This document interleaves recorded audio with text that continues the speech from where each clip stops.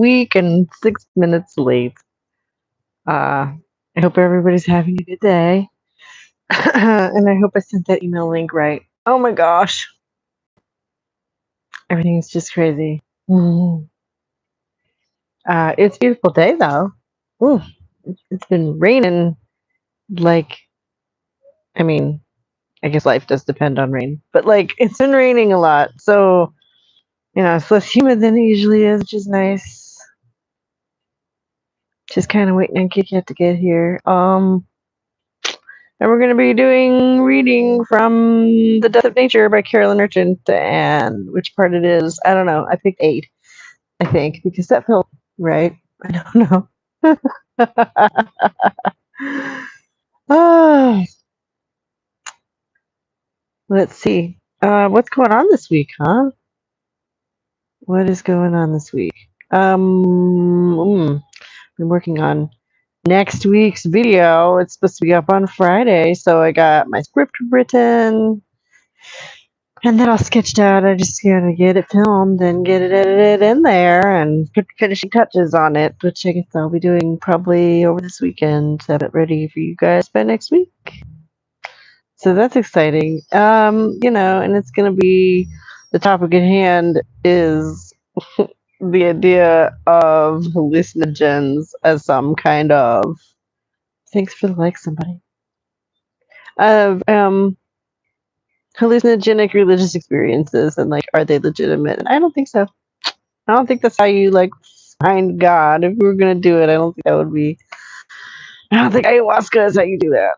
Not to be like that one specifically, but LSD either is specifically highlighted in the video because, gosh, if I haven't personally met some people who told me that they had amazing experiences with LSD, but yeah, eventually you have to come back down.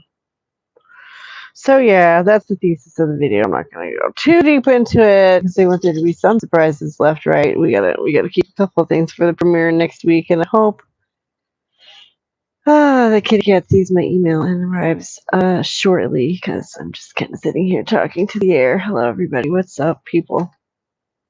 Yeah, while everybody's here, I have a video up 11 o'clock Eastern time next Friday on whether psychedelics are sacraments. So check that out. Watch the space for that. Um, with a couple of specific examples as of individuals or groups who have attempted to okay, goodness, kitty cat is here, who have attempted to find God through psychedelics, and the way that has gone or not, as the case may be. What's up, girl? Hello. Hey, how you How's it doing? going?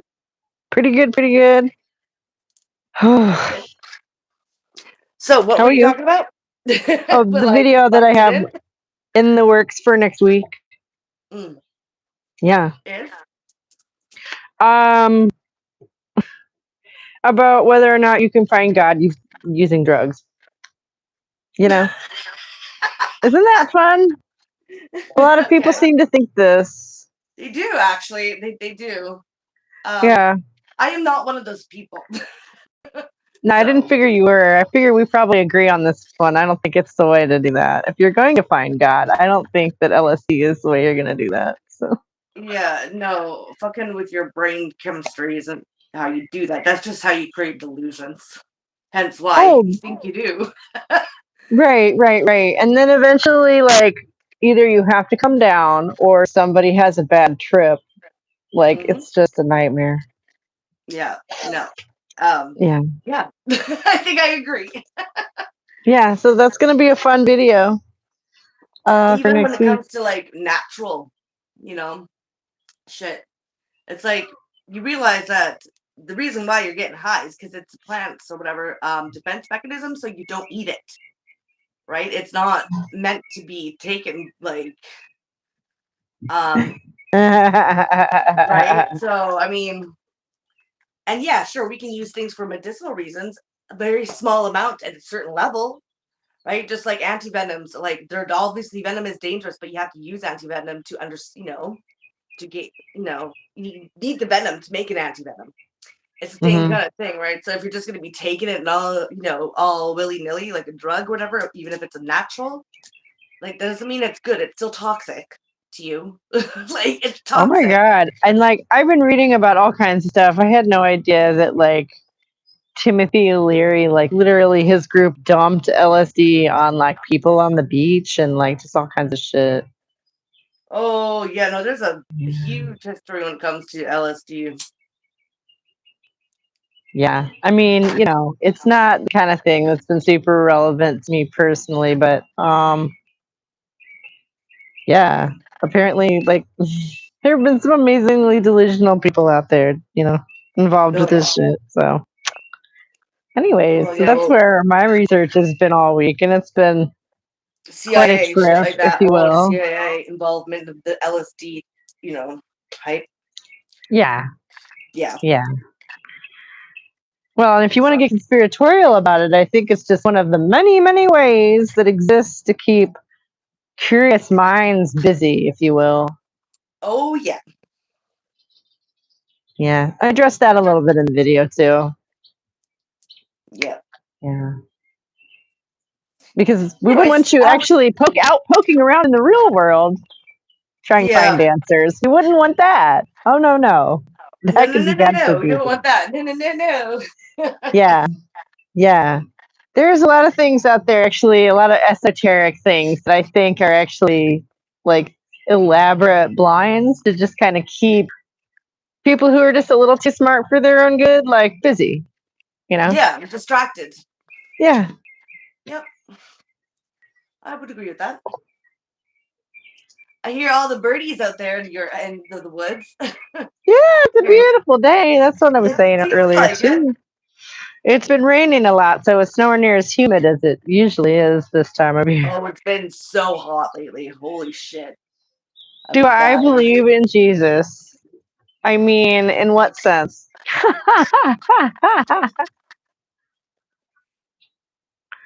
As our Lord uh, and Savior? No. no.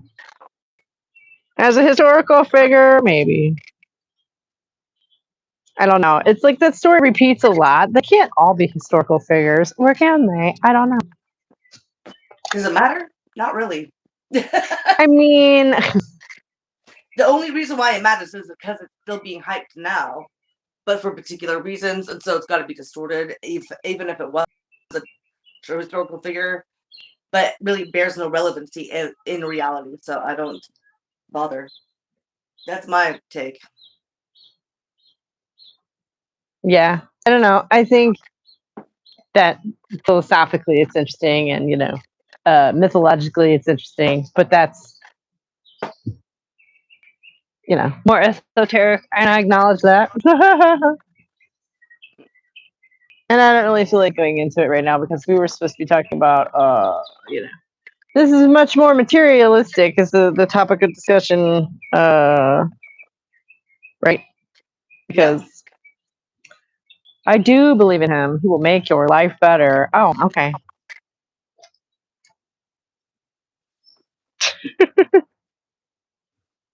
By Well, saving me from my that's sin, nothing I wrong with that. suppose. You believe what Yeah. you believe. I mean, that's fine.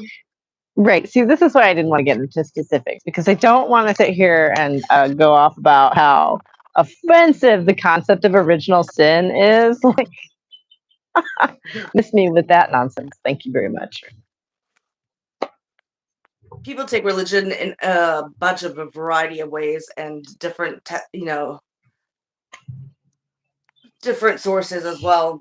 So I mean, there's such a variety in that, and you can't really force control of thought of other people. So if people want to believe in whatever, that's fine, daddy by me. But it depends if you hurt other people based on what you believe your religion to be in.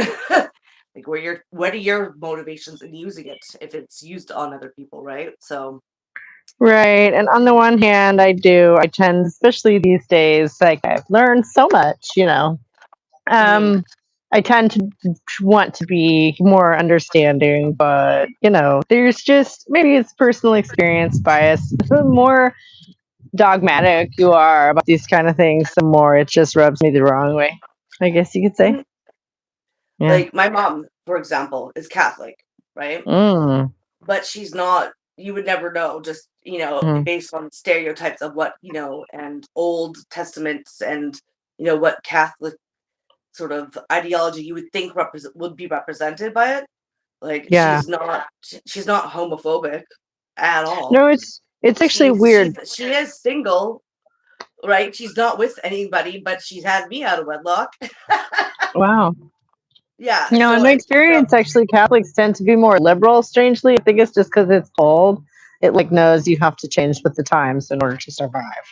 yeah. So I mean, really, but Like then as a you have philosophy. Catholics that are very, very strict. So Yeah. it really depends on where you take that, what you want to believe and what you want to take in, really.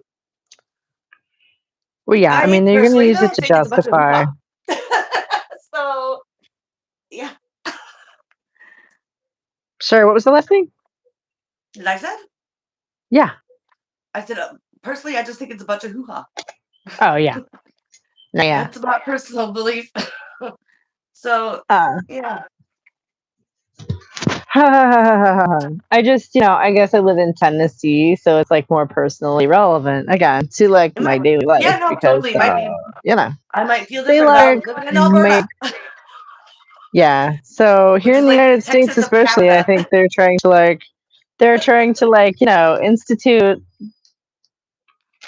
whatever flavor of Christianity you would call that as like some kind of state religion, as if this country weren't founded by people who were trying to, escape religious intolerance in the first fucking place. It's so stupid. Mhm. So yeah, I guess you could Yeah, say it's kind of on the mind. my background's also Irish that came over because of the potato famine. So Oh wow, what's up, honey? so yeah, it's a little bit different too, I guess, when it comes to like Irish Catholic that have been sort of, you know, indoctrinated because they were under British rule or English Oh sort of yeah, subservience. love that. Oh, Whatever.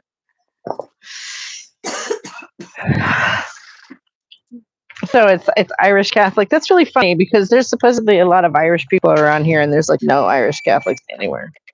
Really interesting. Yeah, yeah. They're supposed to be, but they're not. Well, my theory is like there's definitely a lot of Celtic ass looking people around here. My theory is that they're like Ulster Scots, like they came over from Ireland, but they're not actually Irish. Yeah, originally. Yeah. So, because it's really funny, you get to the Scots Irish Festival around here, and it's like a Highland cultural fair. Yeah, I don't do There's any of like, that. You know, I'm not Irish, really. I mean, ethnically, I guess I would be considered, but yeah, I have no fucking ties to Ireland, really, other yeah, than that. yeah. Like, I've never been there. I don't fucking I wasn't like the surrounded in that culture. continuity. It ain't for me. That's Well, what I something mean else. is like the story of the history. I think is interesting. It's not Yeah. like it's my heritage kind of thing. It's Mhm. the way that in a lot of ways, British history is American history. European history is Well, American yeah, because history. that's where, yeah. Oh, yeah, I know. It's more about that Yeah. Okay. Yeah. and knowing where we come from is important, and what has been done and all of that. Yeah. Knowing that. Yeah. Oh, and it's like Juneteenth. Happy Juneteenth. You guys don't probably have that one, but I don't know what the fuck you mean by Juneteenth. I believe it is the official end of the Civil War. Oh, I used to know that kind of shit. When my kids were in elementary school, I knew. yeah, I'm Canadian. Yeah. No, that's what I say. You guys don't have that one. No, we don't. We don't. I have no clue what the fuck you're talking about. Yeah. It's fun. Did you end up watching that video?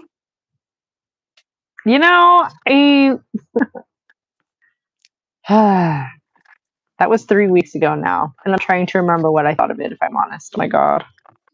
That's okay if you haven't. Watch this other shit, man. The guy's an idiot. Really? Yeah. I still stand by that video, but Yeah. his other takes, damn, like damn.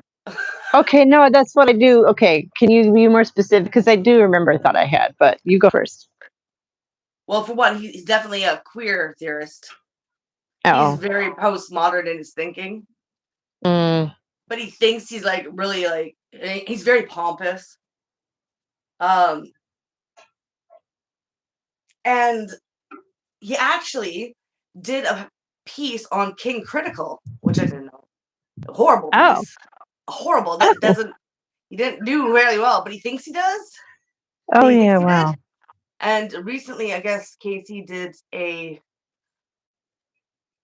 rebuttal, mostly to someone else, but that also included him, and he really goes in on him at the end. And it was really oddly satisfying. Casey just released a video about a couple days ago. Mm. And I was like, oh, that's so satisfying. Thank you. Because I didn't have Yeah. I don't have to rant about it. I have seen him do some satisfying stuff like that in the past where he gets really granular and really Well, he doesn't even pick stuff bother apart. because he's just like, you're just dumb. Like, because he tried to refute President Sunny made I guess a video about Casey's review of Butler's work. And he just makes weird claims and then just starts spouting off things that have nothing related to what the video was about. And so it's like, what? Like it was, yeah, pretty bad. But yeah, pompous guy. Yeah, and that goes in line with what I was thinking because I would need to go back and look at it again to remember exactly the details. But it was like he mischaracterized. Yeah. Something that the guy had said pretty badly, and then based a lot of his argument on that. And I was just like, yeah. I don't know if I can finish this now. Like. And it's frustrating because I think there's a really interesting debate to be had about whether the any kind secularism is so completely tied to egalitarianism, and I don't know that that's necessarily a good thing. And I do feel like there's a debate to be had there, or maybe you don't care, but like I do. I think that there is a conversation to be had because some people are spiritual people, and it would be nice if conservative elements didn't have a fucking monopoly on spirituality. I think that would be really nice. And it's just frustrating when somebody's going to come in, bad faith like that and just be. Well, I don't know if I'm bad faith. I just literally think that he thinks that he is that he's actually doing something relevant. I don't think it's a bad faith. I just think that he's stupid. I mean, okay, maybe. I just thought he was being like dismissive, and it's like you could engage more deeply with it. Pompous and dismissive. He's just pompous and dismissive. Right. I didn't watch the guy that he was doing a rebuttal to either. So that might I did. I went and I watched that one first, and it was easier to get through because, like I say, he wasn't. I'm just taking what the takes that he clipped out onto his video app, right? But I could definitely see him doing that, just because of how he did that in his other videos. Yeah, to other people that I've actually watched that the actual video first, right? But I enjoyed the response of like the idea of animism, right? Where that comes from and why, right? Going into that and then going into the whole, reasoning for this sort of split between women being the body of the subjugation, right? So the men could be freed up, right? I think that was really relevant. And to use animism as like sort of separate from that is well, you shouldn't, right? Because that's where that comes from, right? So I think that's on point. I don't know really the whole video that guy made, but just taking it as is, like with what I just said, then that makes sense. However, if he does delve into that and just never clipped it at that guy that he was, trying to refute, if he actually did delve into it and just pretend that it didn't exist, then I could actually totally see that because he did that with other people. Yeah, it just seemed like he took the argument kind of sideways because dude was trying to like make an argument for like a materialistic religion, basically, that you Yeah, don't and not need, giving them any leeway with woo. that. I can see that totally. And Right. And then like, dude didn't engage with like the concept overall that he was trying to talk about and yeah, instead just went like kind of sideways with this one detail. It's like, well, that's not what that means. It's like, my God, yeah. that's not what we're actually talking about. That's not actually the overarching like The point whole of this point, I can discussion. totally see that because, like, yeah, yeah. But Yeah. that's my thoughts. That's my extra thoughts on that now. um, a little, it'd be nice. It would really be nice to actually find someone that wasn't like that would have like their extra points that you didn't get like find them from, and then looking into like the rest of like their belief that it isn't just completely bullshit. Like, it'd be nice to Yeah. find a well-rounded, holistic person that you can agree with. Oh my But it goodness, I'm seems like still you're like, finding okay, I people. understand. I totally get you in this point, and then you look at other points. You're like, how? Right. You know Right, what I mean? right, right, right, right. And like it seems like, everyone who I'm still seeing like not everyone, but like so many people who are politically minded and against, the stuff that's going on right now are still like super trans affirming and whatever. And they like That's keep the biggest one. Yes. they keep performing this forced teaming between people who want a Christian Yes. ethno state and people who don't think men can be women. And I'm just like, okay, this is why I stepped away because like I can't. This is so stupid. Yeah. You people Like, don't what the fuck think these is things that? Like, I through. don't. Oh my god. Like, And I'm not looking forward to the next 5 years when dark woke gets to come in and do their turn at fascism. And I'm just not looking forward to any of that. And it's gonna suck. And I know you would think that oh, some principle, like, because it doesn't make sense. Like, the two sort of aspects don't adhere properly. Like, how? And it's like, I gotta think that maybe it's because it's so irrelevant to them because there's so much bad going on that they're just gonna accept it and not even think about it for 2 seconds. well, and like watching so-called liberal people talk themselves up to being violent fasci people, like well, it's like playground logic. They were hit us first, so we're just gonna go ahead and hit them back. It's like because they're convinced that they're right. Yeah. Like that's horrifying. That's not liberalism. What is no? Which actually reminds me of What do you something mean that by might that liberalism, though? What do you mean by great liberalism? me.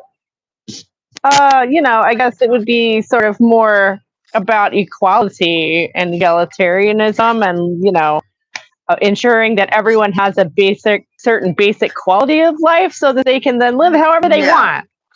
See, No. yeah. See, that's the thing is that I do not see that as liberal at all. Liberal is just being free individually for yourself, but that includes oppressing other people for your benefit, and that's how it usually runs through politics. So yeah, no. I would like it if people were just radical, if people actually would just think about the things that they fucking talk about. Well, In the way right, that they but make, in the way that they make reasonable fucking arguments for one, they can reasonably argue the other. That's all I need, really. no, being on the right side of history in the culture war is more important, apparently. Apparently. Yeah. So never mind that that's all a fucking psyop anyway. But never mind, it's fine. Yeah, I know, but like you understand the psyop for everything else, so why can't you understand that for this one? Me? Considering it doesn't make any actual literal sense, and why it's offensive if you literally think that just by identifying as some transgender that you're somehow overtly oppressed. Not materially, no. But just because you identify, like that is so postmodern. Yeah. How? You're a materialist with every other fucking analysis that you make. How do you not materially recognize this? I don't get it. I don't get it. No, it's brainless. It's so brainless. Like, and how does that, and every, like, things are connected materially. So how is trans and gender ideology materially objective or needed to be exploited for empire? It doesn't. There's nothing about it that does. It is status quo to it. So Right, how? no, or How? I see the argument that I see a lot is, well, it doesn't take anything from me. It literally does, though. Yeah. It literally does, though. But how do What? you reconcile that if you don't have an actual material analysis of how it fits in with society at large? Is it exploited, like exploitative, or analysis of it being exploited? And how does it need it? And how does transgenderism or whatever need to be exploited for empire? How? There's I no don't know. material I think basis for it. it's So you're just saying it without having a material analysis, which is stupid because their whole base argument for everything else is material analysis. right. Well, I'm sure Right? that, I'm not fucks my sure how brain to up. play devil's. I'm sure that there is like a bullshit explanation for that. I'm not There sure what isn't. it I is. haven't I'm not found one, and sure I looked. how to play I devil's fucking advocate looked. for that. I looked. I have not found a single fucking thing materially, because it's not material. It's very subjective. Yeah. That's the thing. Yeah. So how do you reconcile that with like what you know to do for everything else? But when it comes to that, all of a sudden your brain shuts down and it just starts to fart everywhere. I don't. Right. Like, Yeah, no, and like, oh my god, I saw like two things. Number one, which was somebody who's, just a very regular, she just seems like a regular person who likes to talk to the camera a lot. I don't know. She comments on politics and lives on the West Coast and like is very, very, well, liberal for lack of a better term, but with like a lowercase L, she's very to me, you just have to say kind liberal, of and that's what I understand. okay. She's like worried about civil rights and shit and against the Trump administration and all of that stuff. Yeah, liberal. Yeah. Yeah.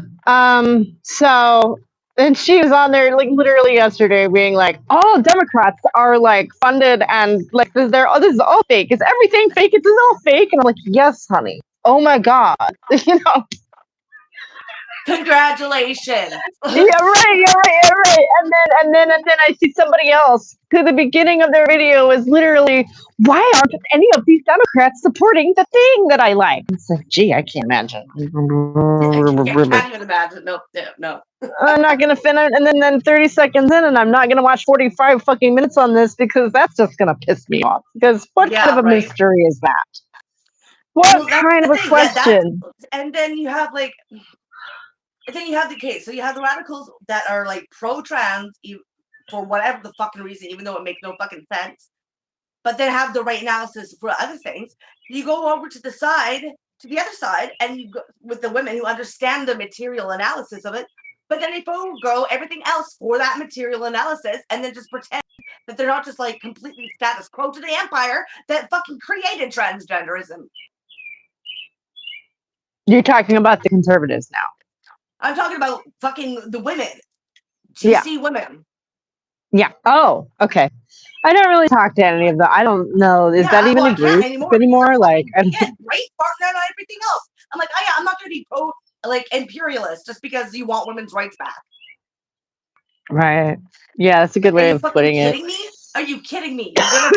You're just gonna throw every material analysis away just for that? No. So this is my issue is that like both of these fucking sides, I could just fucking like, I'm like, just be honest, seriously, have at least a little bit of integrity. If you don't know, well, then there's a couple of them who are like gone super. There's like a couple of them who've gone like super, crunchy, like anti-vax, and I'm just like, oh my God. Oh, I know. No, but not just that. Like pro-Israel. Yeah, let's bomb a bunch of brown people. Super feminist. Really? Right. Now, that whole thing is like such a divide and conquer strategy in itself. Like, seriously. I am so frustrated. I mean, it's stupid to say that I'm frustrated by that. No shit, but like, it's frustrating because it like the amount of people that just went, they just decided, okay, that's fine. I'll let that slide. You're gonna side with with promoting the deaths and genocide of a bunch of people, including women and children, just so that you can, hurrah women's sex-based rights. Go fuck yourself. Yeah. Go fuck yourself. I mean, Seriously, I'm done with that shit. No, that's not okay. You don't just yeah. give up that just for your own fucking your own feelings of like wanting to be protected, having your sex-based rights protected. Well, you know what? Empire's not gonna fucking don't give a shit about you either. They're gonna take that fucking sex-based rights away. They're gonna blow you up next. How about that? And you have yourself to blame for it. Like what are you doing? What are you doing? Stop. Oh my God, and they're going to manufacture consent along the way too, because like, did you hear that the bots outnumber us on the internet now? Yeah. Something like 57% of all site queries are from bots now. So that's cool. I know it's a false. Trying to create the false reality, right? Right. The manufacturer consent for whatever the fuck they want. And not even just that, they think that like it's to create this idea of the people around you that aren't even real agreeing with certain things so that you fucking go along with it. But those people aren't real. They're just bots. Right. So they get you to do whatever it is that they want you to do by creating this false reality around you. Yeah. It's scary. But that leads me to something else that pissed me off this week. Now, for whatever reason, my IP address or whatever is getting blocked on websites because they think I'm a bot. I'm trying to go to like Mindat.com and I can't even get in. I'm like, all that comes up is 403 Forbidden engine. And so I'm like, really? I'm being fucking blacklisted now from websites because they think I'm a bot. I wouldn't even know how to bot if I tried. If I wanted to be. Like, I'm not doing shit. But like, it's just so much out there. Oh, it's fucking at people's addresses. It's fucking not mine. I fucking have to phone Shaw or whatever, my like internet connected whatever, to see what they can do to fix it. Because obviously I'm not a bot. I'm not downloading a bunch of your like shit and your information. I just want to go look up like a mineral. I want to figure out like the different components of your mineral. Okay, I'm not fucking taking all your information for whatever reason, and then shoving into the AI like fucking program or something. Like that's not what I'm doing. Like, but I'm being blacklisted right now because supposedly I'm been flagged as a bot. That's kind of terrifying, right? Right?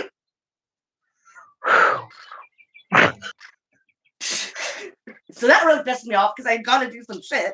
I want to make another video, but I need to know the components of Bornite. I can't figure it out now.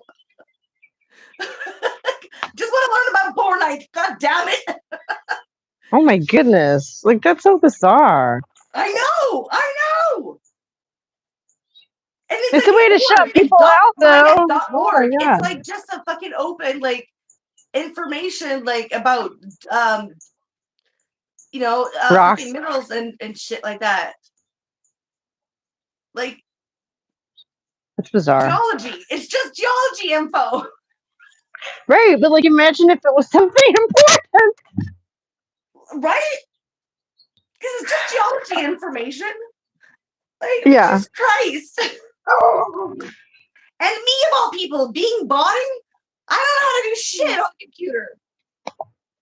How am I, like, sneakily going around and taking all everyone's information, sucking it into, like, as a bot? Like, I can't do that. I don't know even how to work. I wouldn't work that. How would I even know how to work that? I wouldn't. I just and like you even. Fortnite. It's so ironic you go out of your way to not get involved in these things, online and whatever. And you get caught up in whatever that is. Oh my God.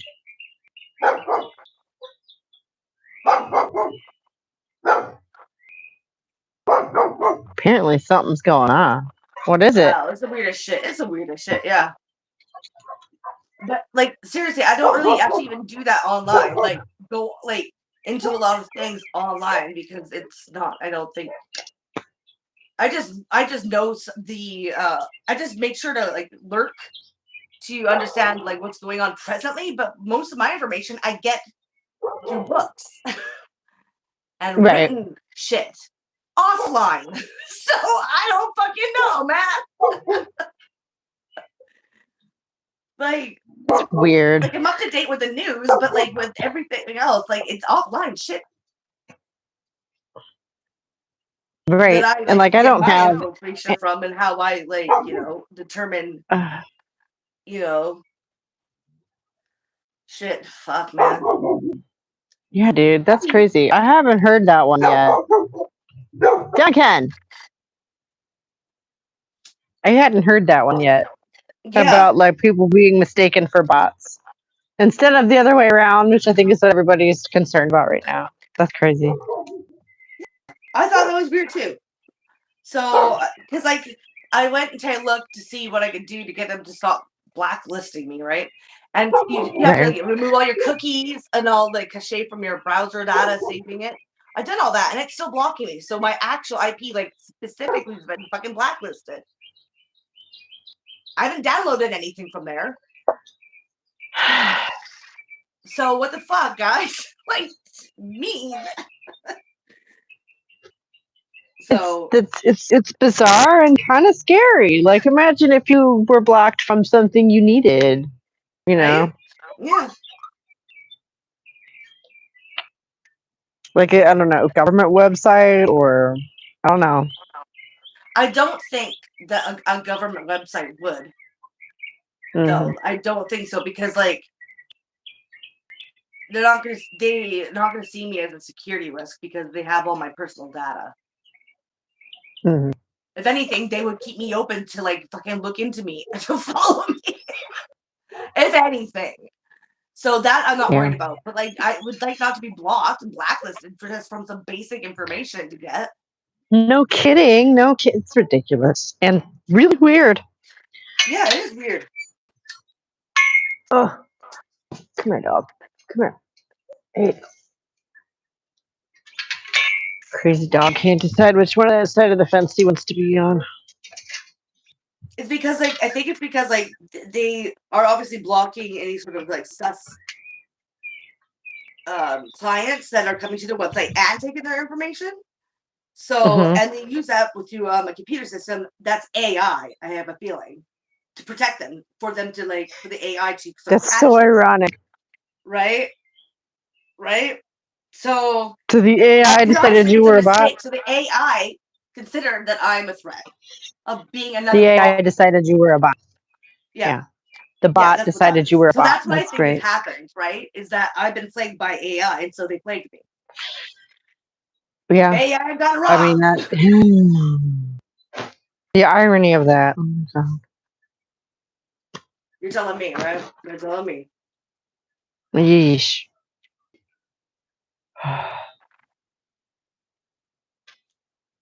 So yeah. So yeah, Oh my that's what I'm gonna gosh. be doing after I'm finished with this. I gotta go and get some information by going to the library and using their computer system Mhm. to get what I need to make my other crystal mineral video on Fortnite. Um, that I picked up at a mineral show, mineral gem show, and Mhm. then coming back and trying to get hold of my fucking internet provider to see what they will do to fix it because they better fucking fix it. So I'm a better fucking No fix this shit. kidding.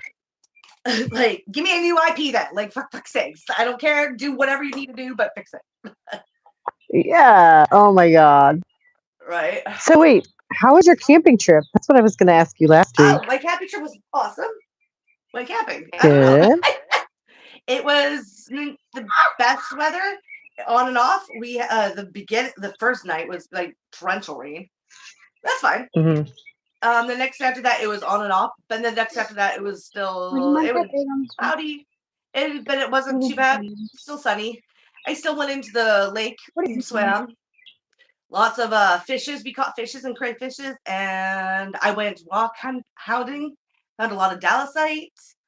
I found a really cool. Oh, I'll show you actually because I have the camera. Hold on. Where did I put you? Da, da, da, da, da. Where did I put you? Oh, there. There. Okay. Let's see if I can show it nicely here. It's, I don't know if you can, but it's a quartz. A quartz. See? Ooh, shiny. Yeah.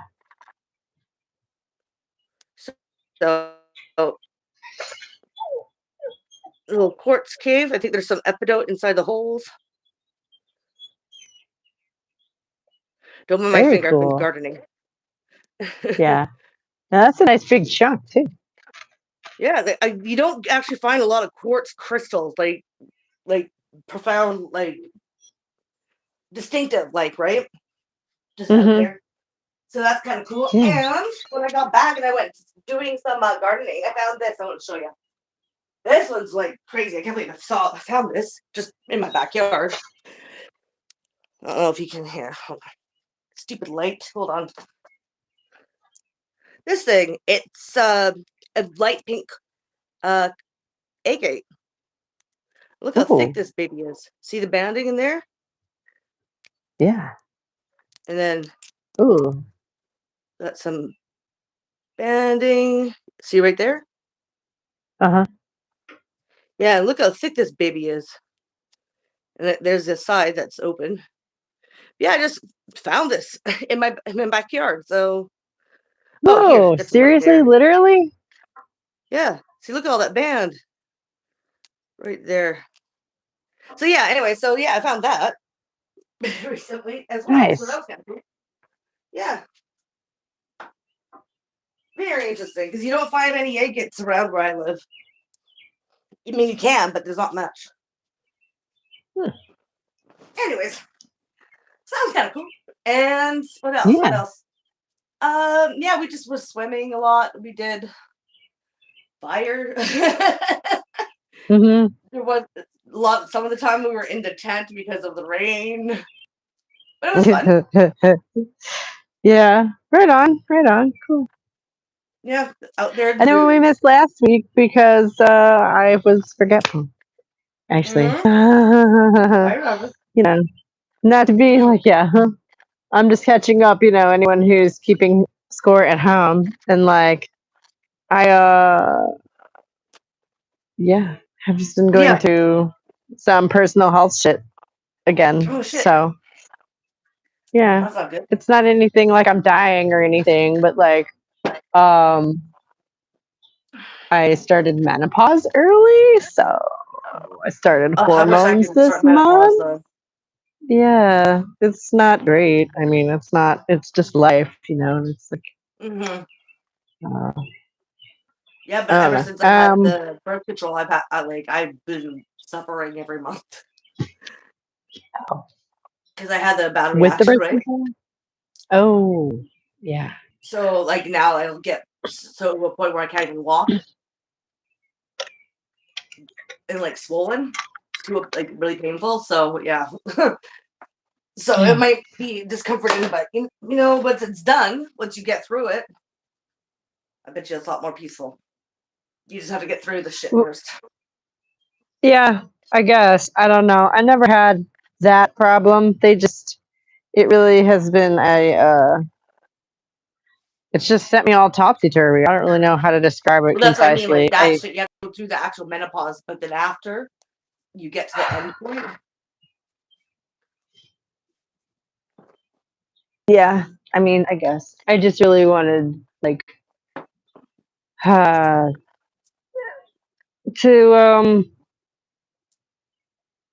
manage my mental and emotional stuff, I guess. Is like there's been a lot of brain fog and a lot of irritability and a lot of like I still have to like do the mom job, and I just really You're like, I'm done. I don't get to be an old lady yet. Yeah. So stop trying to, body. Yeah. Yeah. Essentially. Stop that. Yeah. I still got shit on I my still plate. have a bare minimum of 5 years before I can really get away with that. So yeah. Yeah, no, I totally Not to mention, hopefully, it's gonna help me with my blood sugar and the weight loss and whatever. So yeah, there yeah. you go. and stave off bone loss. Yeah. Because osteoporosis is no bueno. Yeah. Well, my mom has And if you start osteoporosis. menopause at 40, yeah. And The she's earlier got you start menopause, arthritis. the more I at know. risk you are for that shit. So Yeah. that sucks. I'm sorry. Hey, at least you aren't transitioning because in your teens. By the time you're 20, you'd have osteoporosis. Right? Oh God. Or soft bones. I don't remember what they call that. Instead of brittle bones, apparently they have soft bones, and it's like that's not really better. Yeah. No, it's not.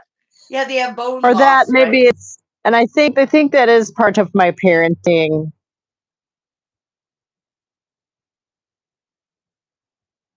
Right, right.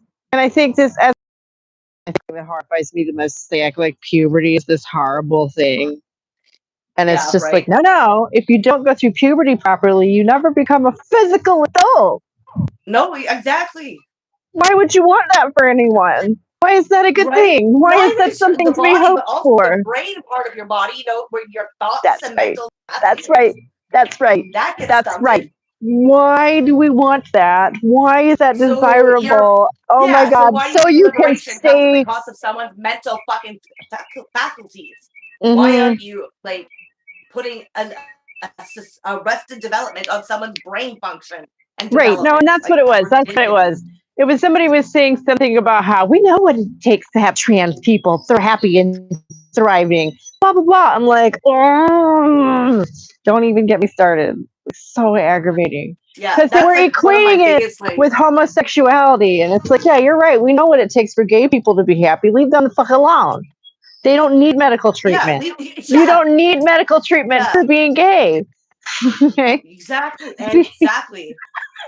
And it's You scary. can't do that with trans how people. You can't just leave you're them allowing alone. children to dictate that they are okay with Yeah. you literally mentally stunting them. Right. But putting people on hormones will give them all kinds of emotional, like that, like hormone injections will make a person happy. Euphoria has a side effect of a lot of that stuff, apparently. So,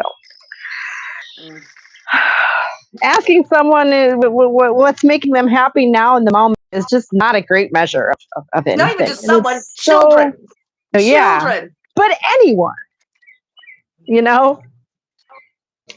whether something makes you happy right now in the moment is not the measure of whether or not it's good for you. What kind of a stupid metric is that? Oh my gosh. Hello.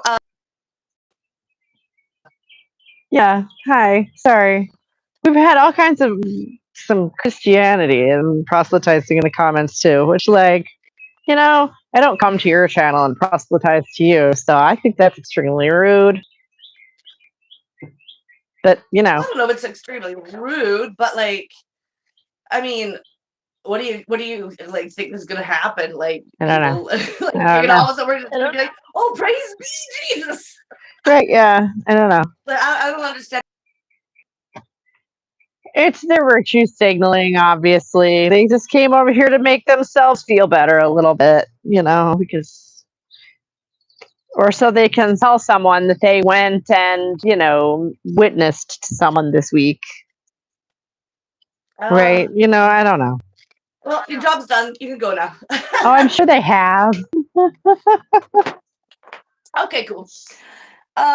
Should we get to actually though? Sure. It is about that time. Yeah, so we are doing a reading. We just always like to do a little bit of a chat up first. Mm-hmm. And we are reading The Death of Nature, Women, Ecology, and the Scientific Revolution by Carolyn Merchant. We are on chapter 7. And that is... Maybe it actually is part 8. Oh, I'm so happy. It's chapter 7, but yeah. Right, but there was yeah. I've been numbering the parts, and that was my guess. So. Oh, good guess. Good job. I'm proud of you. All right, me too. So we are doing chapter 7, Dominion Over Nature. Okay, and I'm going to mute myself. With pictures. Ooh, awesome sauce. I'm going to mute myself for the most part, I guess, while you're, but don't hesitate to. Yeah. All right. I'll try and keep the comments to it. So I don't let's know. get. I Yeah. like All kind. right. What do you think? Like, what level of talking Okay. about it do you? What level of discussion are you? Do you think we should like? Do you want today? What? While you're reading, like, what level of you go ahead and lead the way on how much level of discussion you want to actually, be interrupted by tonight. Oh yeah. Well, I can't. Well, you just interrupt me if you want to, like whenever something pops out. I don't know. Okay. Well, Okay. Yeah. All right. cool. So, chapter 7, Dominion over Nature. Disorderly, active nature was soon forced to submit to the questions and experimental techniques of the new science. Francis Bacon, a celebrated father of modern science, transformed tendencies already extant in his own society into a total program advocating the control of nature for human benefits, melding together a new philosophy based on natural magic as a technique for manipulating nature. The technologies of mining and metallurgy, the emerging concept of progress and a patriarchal structure of family and state, Bacon fashioned a new ethic sanctioning the exploitation of nature. Bacon has been eulogized as the originator of the concept of the Modern Research Institute, a philosopher of industrial science, the inspiration behind the Royal Society of 1660, and as the founder of the inductive method by which all people can verify for themselves the truths of science by the reading of nature's book. But from the perspective of nature, women, and the lower orders of society emerges a less favorable image of Bacon and a critique of his program as ultimately benefiting the middle class male entrepreneur. Bacon, of course, was not responsible for subsequent uses of his philosophy. Because he was in an extremely influential social position and in touch with the important developments of his time, his language, style, nuance, and metaphor become a mirror reflecting his class perspective. Sensitive to the same social transformations that had already begun to reduce women to psychic and reproductive resources, Bacon developed the power of language as political instrument in reducing female nature to a resource for economic production. Female imagery became a tool in adapting scientific knowledge and method to a new form of human power over nature. The controversy over women and the inquisition of witches, both present in Bacon's social milieu, permeated his description of nature and his metaphorical style and were instrumental in his transformation of the earth as a nurturing mother and womb of life into a source of secrets to be extracted for economic advance. Bacon's roots can be found in middle class economic development and its progressive interests and values. His father was a middle class employee of the Queen, his mother a Calvinist whose Protestant values permeated his early home life. Bacon took steps to gain the favor of James I soon after the latter's ascent to the throne in 1603. He moved from learned counsel in 1603 to attorney general in 1613, privy council in 1616, lord keeper in 1617, and finally lord chancellor and baron Verulam in 1618. His political objectives were to gain support for his program of the advancement of science and human learning and to upgrade his own status through an ambitious public career. Bacon's mentor, James I, supported anti-feminist and anti-witchcraft legislation. During the controversy over women, females had challenged traditional modes of dress considered as appropriate to their place in society.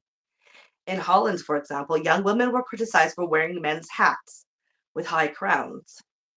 In England, the title page of a work called Hic Milieu, or The Man Woman, published in 1620, showed a woman in a barber's chair having her hair clipped short, while her companion outfitted herself in a man's plumed hat.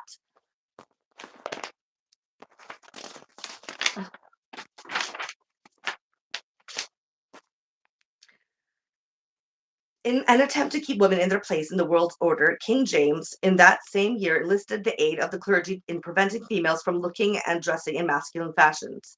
Quote, the Bishop of London had expressed commandments from the king to will the clergy to inveigh vehemently against the insolence of our women and their wearing of broad-brimmed hats, pointed doublets, their hair cut short or shorn, and some of them with stilettos or poignards. The truth is the world is very much out of order, end quote.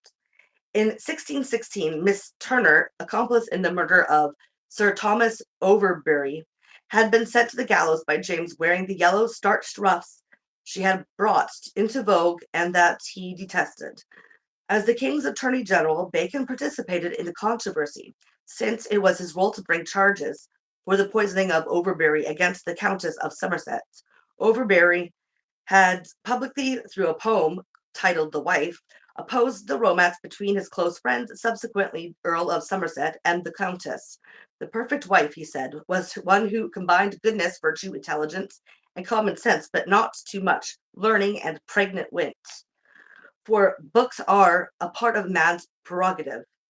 Angered by his insults and fearful of his influence, the Countess contrived to poison Overbury through the help of a physician's widow, Mrs. Turner, and an apothecary named Franklin. Bacon prepared two versions of his charge against the Countess. One should she confess, the other should she plead not guilty. At the packed trial, at which some places sold for 10 to 15 pounds, the Countess confessed but was spared. Mrs. Turner, however, was convicted and sent to the gallows, and, quote, as she was the person who had brought yellow starched ruffs into vogue, it was decreed that she should be hanged in that dress, that the same might end in shame and detestation. End quote. The Overbury case increased interest in the popular controversy over women, and resulted in the publication of several editions of Overbury's poem and a number of reactions to the murder. For example, a select second husband for Sir Thomas Overbury's wife, now a matchless widow, published in 1616, and Thomas Tooke's A Treatise Against Painting and Tincturing of Men and Women, Against Murder and Poisoning, Pride and Ambition, published in 1616.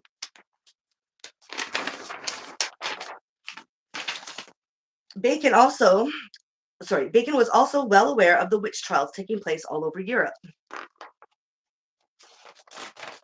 and in particular in England during the early 17th century.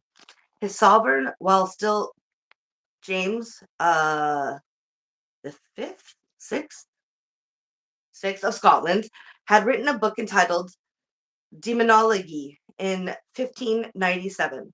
In 1603, the first year of his English reign, James I replaced the milder witch laws of Elizabeth I, which evoked the death penalty only for killing by witchcraft, with a law that condemned to death all practitioners.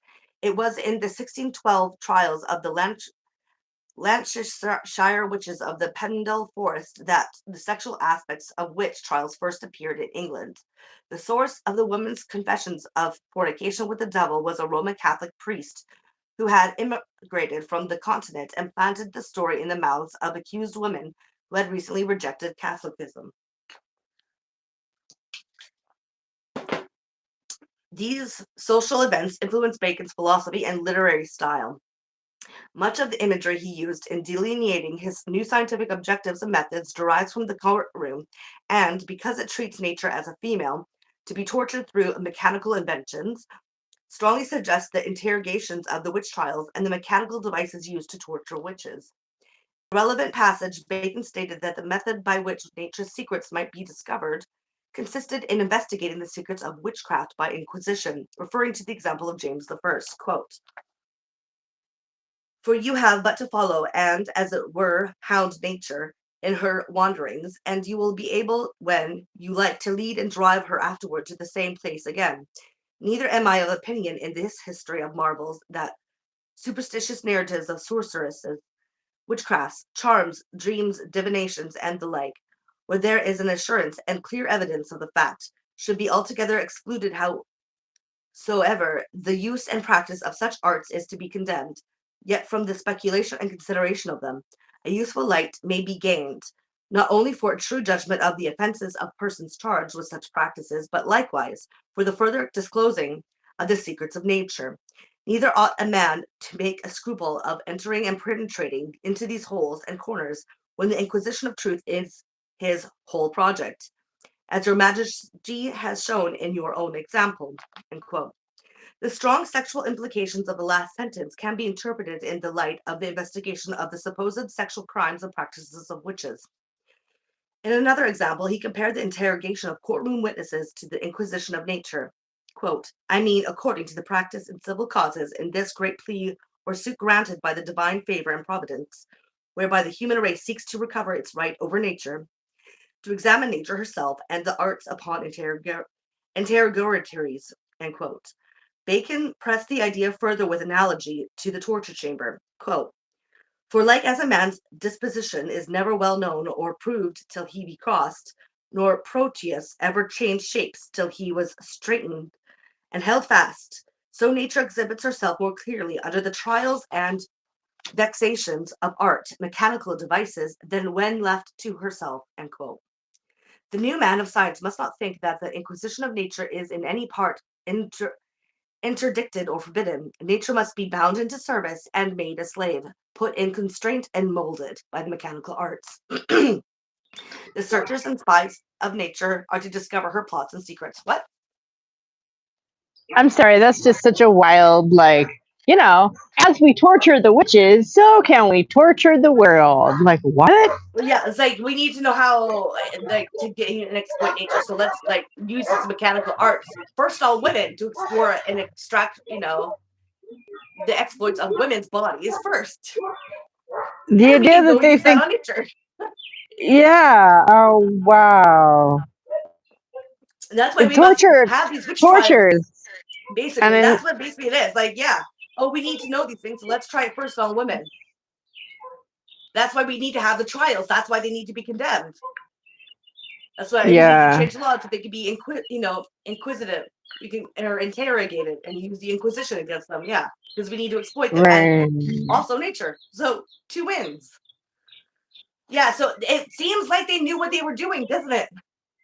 I don't think they just Yeah, thought that gee, that I they don't were know. witches. They're like, we need to condemn them so that we can exploit their bodies, so that we know how to exploit nature as we go into like the future and progress.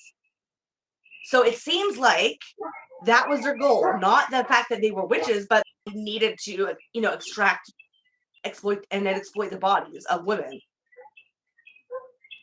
So that's why I'm very leery about like thinking that they actually believe this shit. Then actually thinking that what they were after was just, and it was just an excuse that made perfect sense for them to do this without having to say that's why they were doing it, right? That's why I think that. Yeah. When you actually look at the written fucking things, yeah. A lot of the people that actually created this knew what they were doing. And it didn't really matter if the low people believed or not, but the one that created it, one that propagated it, knew what they were doing. They knew that it was bullshit. They just wanted an excuse. But anyways, back to the reading.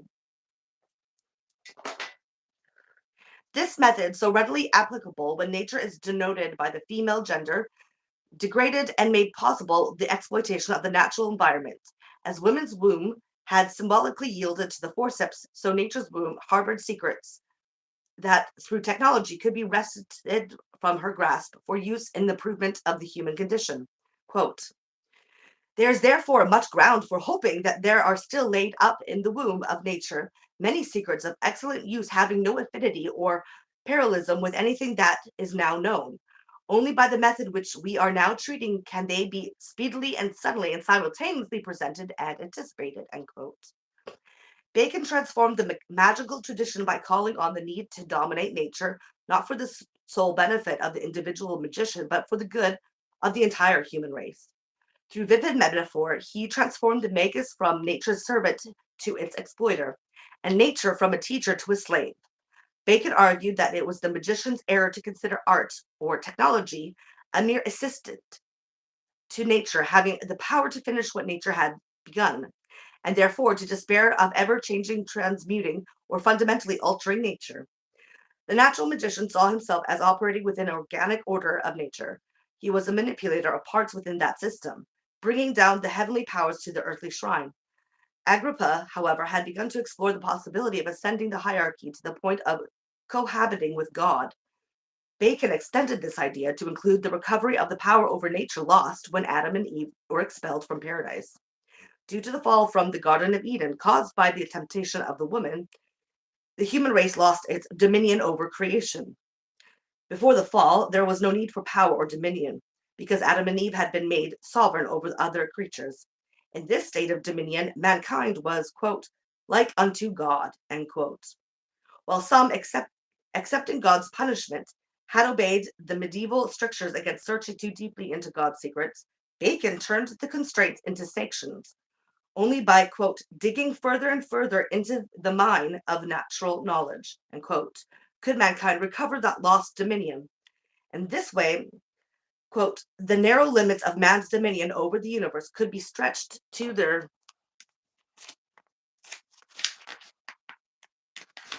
promised bounds, end quote. Although a female's inquisitiveness may have caused man's fall from his God-given dominion, the relentless interrogation of another female, nature, could be used to regain it. As he argued in The Masculine Birth of Time, quote, I am come in very truth leading to you nature with all her children to bind her to your service and make her your slave. We have no right, he asserted, to expect nature to come to us.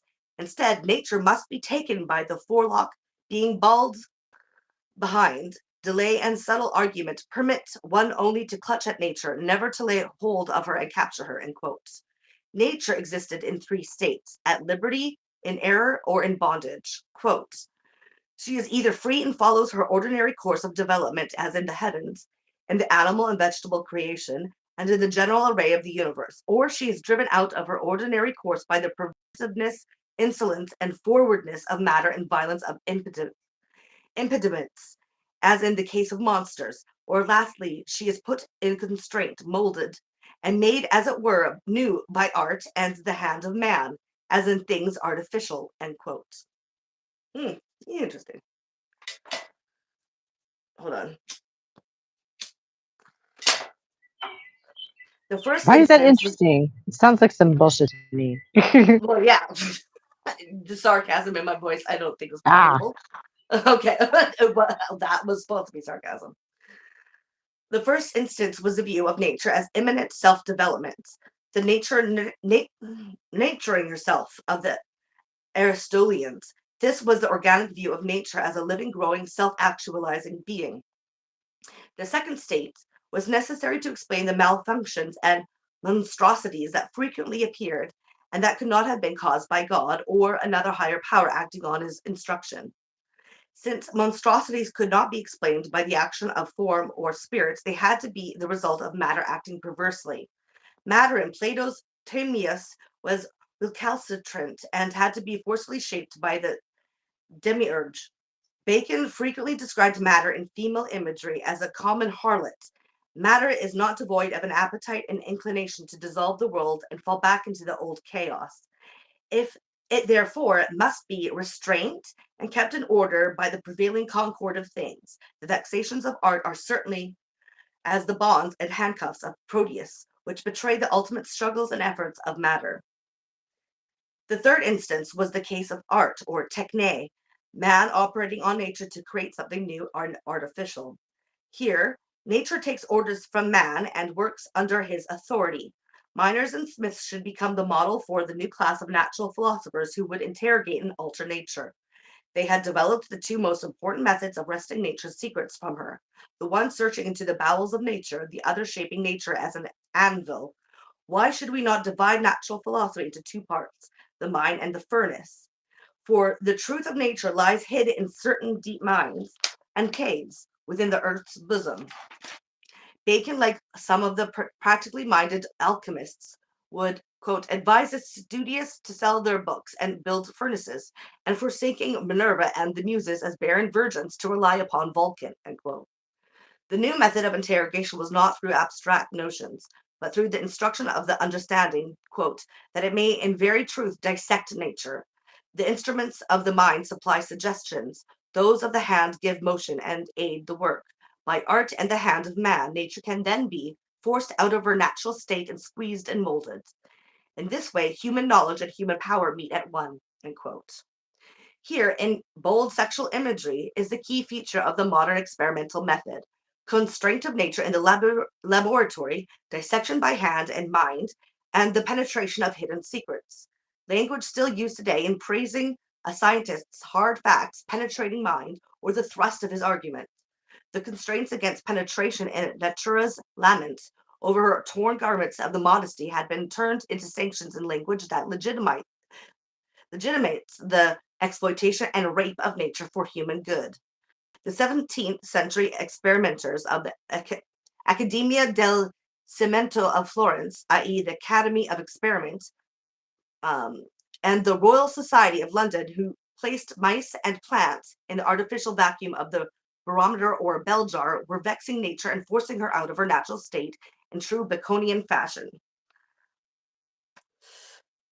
Scientific method combined with mechanical technology would create a new organum, a new system of investigation that unified knowledge with material power. The technological discoveries of printing, gunpowder, and the magnet in the fields of learning, warfare, and navigation, quote, help us to think about the secrets still locked in nature's bosom. They do not, like the old, merely exert a gentle guidance over nature's course. They have the power to conquer and subdue her, to shake her to her foundations. Under the mechanical arts, nature betrays her secrets more fully than when in enjoyment of her natural liberty. Ha! There you go. End quote.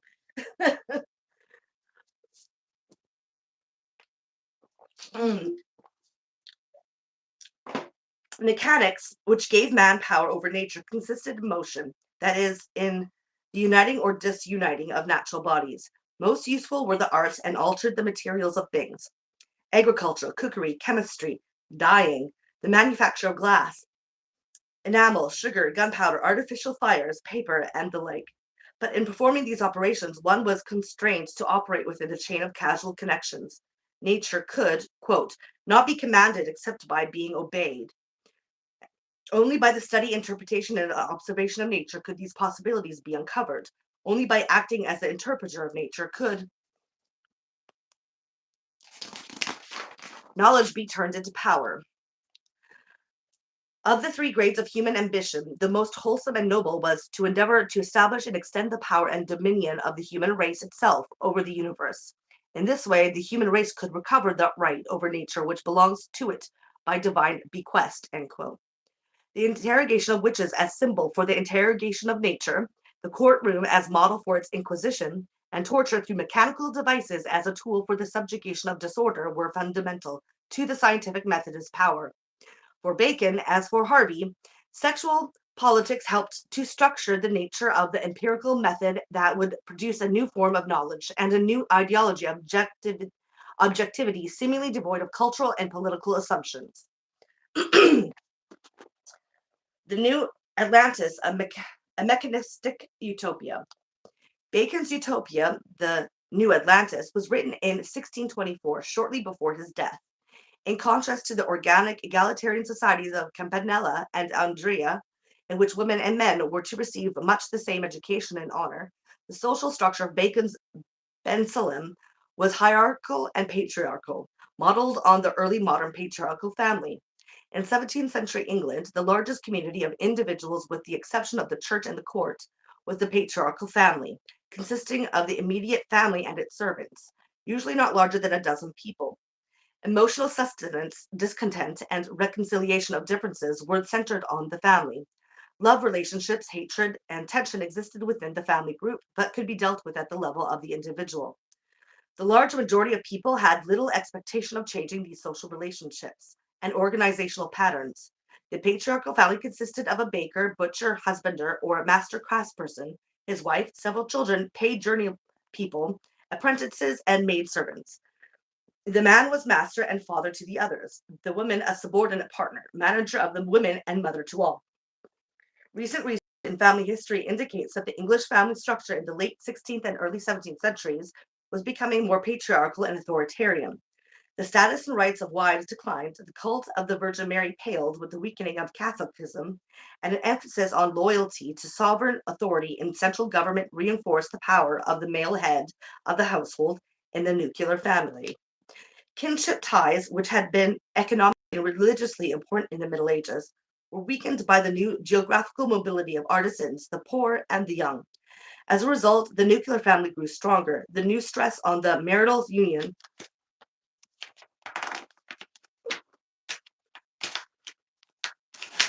of the couple, weakening the ties to parents and cousins.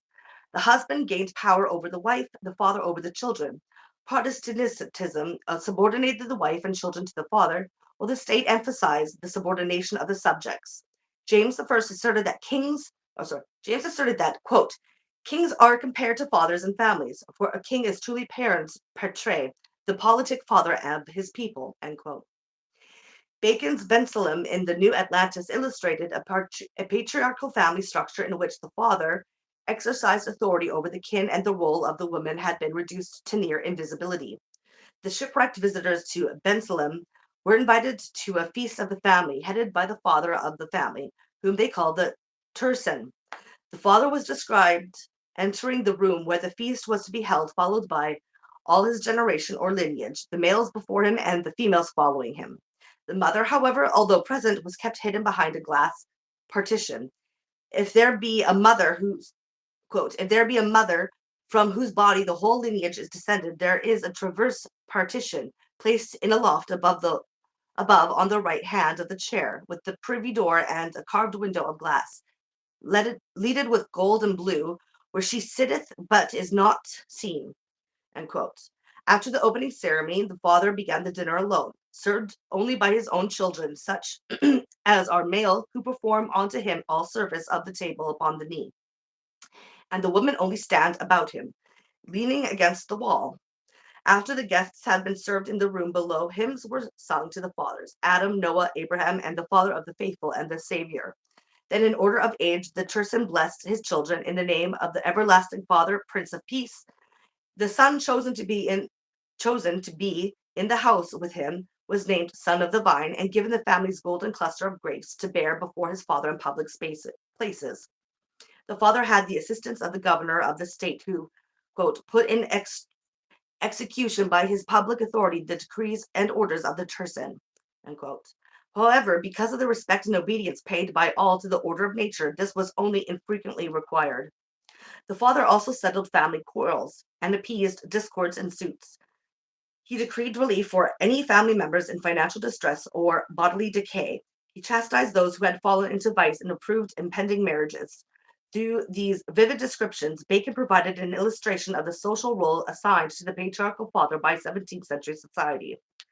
Another manifestation of social hierarchy in the New Atlantis was the attention Bacon gave to the clothing of state officials and scientists, men of high status in the Bensalem community, the dress of the revered person of place, with whom the visitors first conversed, the governor of the House of Strangers, and the scientists from Solomon's house was described meticulously. This had interesting social implications. In 16th and early 17th century England, clothing was an indicator of an individual status group in a hierarchically stratified society. A series of clothing laws extending back to the 14th century regulated the types of cloth and accessories permitted as wearing apparel for the individuals of each social stratum and forbade people in each group to wear clothing designated for those above them. The English Parliament continued passing such laws until the early 17th century, an attempt by the state to maintain existing social stratification and to prevent upward mobility.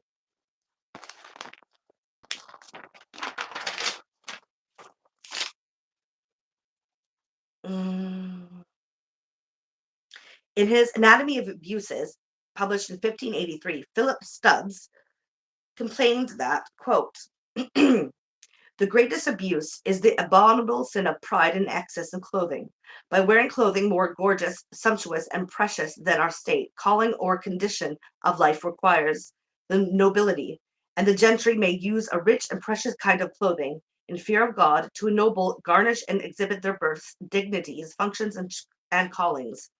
The magistrates and public officials of every title may also wear, according to their abilities, costly ornaments and rich clothing to dignify their callings and to demonstrate and display the excellence and worthiness of their offices and functions, so as to strike terror and fear into the hearts of those people who might offend against the majesty of their callings. As for private subjects, it is not in any way proper for them to wear silks, velvets, satins, damasks, gold, silver, or whatever they like, however much they are able to afford it. That's nice.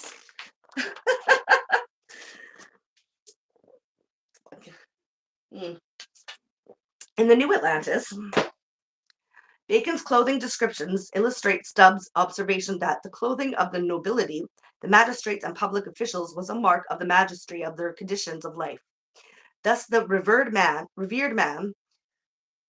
who welcomed the shipwrecked visitors to Ben Salem, was dressed in a wide-sleeved, glossy, azure-colored gown made of camlet, an expensive camel's hair cloth with a satin weave, and a daintily made turban.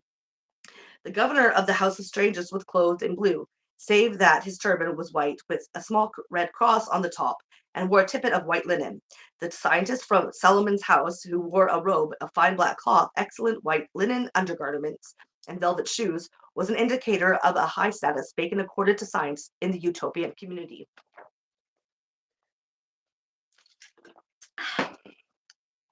Except for the garments of the 50 attendants of the scientist and the heralds of the Tirsam, the clothing of the ordinary citizens and servants of Ben Salem was not described, as it was presumably not proper for them to dress in fine materials. For example, the servant who came aboard the visitor's boat refused to accept a piece of crimson velvet to be presented to the officer, and as for the officer himself, only his tipstaff was mentioned. Bacon's utopian society, therefore, accepted the period's existing social stratification, but displayed upward mobility in the case of the scientist, who was placed in the highest stratum. This structure contrasted sharply with the utopias of Campanella and Andrea. The white togas worn by all the citizens of the City of the Sun can be viewed not as a manifestation of uniformity or monastic severity, but as a protest against the stratification of status and wealth reflected in fine, rich clothing. Likewise, the Christianopolis of all people wore gray or white clothing made of linen or wool, depending on the season. They have only 2 suits of clothes, one for their work, one for the holidays, and for all classes they are made alike. None have fancy tailored goods. Hierarchy and patriarchy, which supported social inequality in actual 17th century society, were not even questioned by Bacon.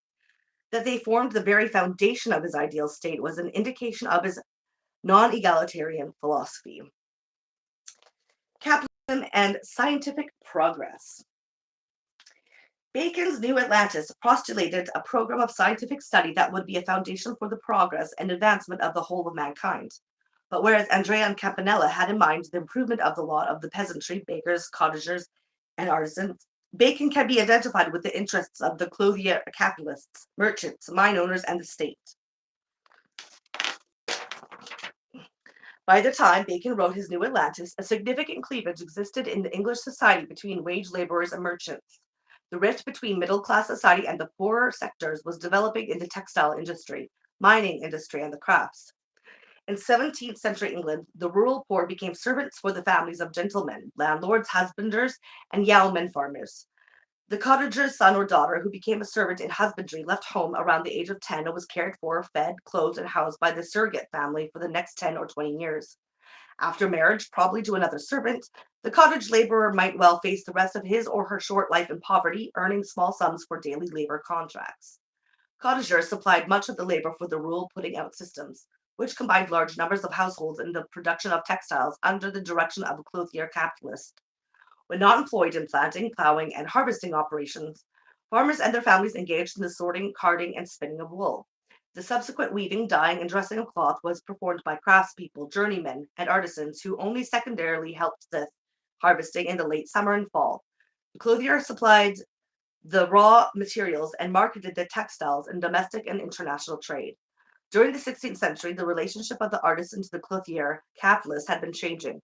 When the rural weaver could not afford a loom, the clothier offered one for rent. Most looms were operated in individual homes, but in some rural communities, the clothier's enterprise became concentrated in the group of houses or in one building. A larger clothier might own dye houses where the work was supervised, and fulling mills and workshops where the cloth was stretched and pressed. In 1618, an English writer estimated that a clothier who made 20 broadcloths a week provided work for 500 persons, counting wool sorters, carders, spinners, weavers, burlers, fullers, cloth finishers, dyers, and loom and spinning wheel makers. In the West Country, the capital investments were larger and the number of operations directed by the clothier more extensive than in the Yorkshire country of the north. The transition from craft production to pre-industrial capitalism taking place throughout the century was more pronounced in the rural rather than the urban putting out systems. A clothier in the rural putting out system was freer than his urban counterpart from municipal taxes and regulations and from restrictions on the quality of his product, the number of his employees, and his methods of production. The expansive years between 1460 and 1560 are particularly important because the balance of tradition and innovation shifted gradually but decisively. But by 1560, the cleavage between capital and labor was firmly and widely established in many parts of industrial Europe. Rising prices widened the separation between wages and profits, with a larger share of community wealth going to the capitalist. A second industry that employed the poor was wage workers was mining. Large-scale operations were rare, with only about 100 workers being employed in each of the larger mines. In England, the coal industries at Newcastle upon Tyne and Ware developed rapidly in the late 16th century, impelled by the increasing scarcity of timber. In the British copper and brass industry that developed in the 1560s, large capital investments were necessary for opening and developing the mining shafts, smelting the ore, producing brass wire, and flattening ingots. Since neither the workers nor any single capitalist had the necessary funds, capital was supplied by English and German shareholders, members of the nobility, clergy, state officials, and merchants. Separation of worker and capitalist was thus a prerequisite for the start of this industry. In the iron industry, foundry and forge were owned and products marketed by entrepreneurs. Free and independent miners and metal workers were a decreasing group. A similar separation was taking place within the crafts, created by decreasing upward mobility for journey people. By hard and diligent work, or by marrying the master's daughter, a journeyman might succeed, but more and more masters tended to pass their craft to their sons, making the group hereditary. Masters became small-scale industrial capitalists, and journey people became their paid workers, with less chance for independence. The journeyman weaver, for example, owned neither the material as did the clothier, nor the looms as did the master weaver. Within the craft guilds, some masters accumulated money and extended the markets beyond their own towns. Lower craftspersons became more dependent on them. The same phenomenon of market extension and dependence also took place between one craft and another. Francis Bacon's early interest in writing a history of trades was a manifestation of his desire to discover the secrets of the craft workshops that could be applied to the practical needs and interests of middle-class society. Growth and progress could be achieved from the study of the mechanical arts, for these are continually thriving and growing, end quote. The concept of scientific progress that Bacon developed as a program sanctioned the gap between journeymen and master craftsmen.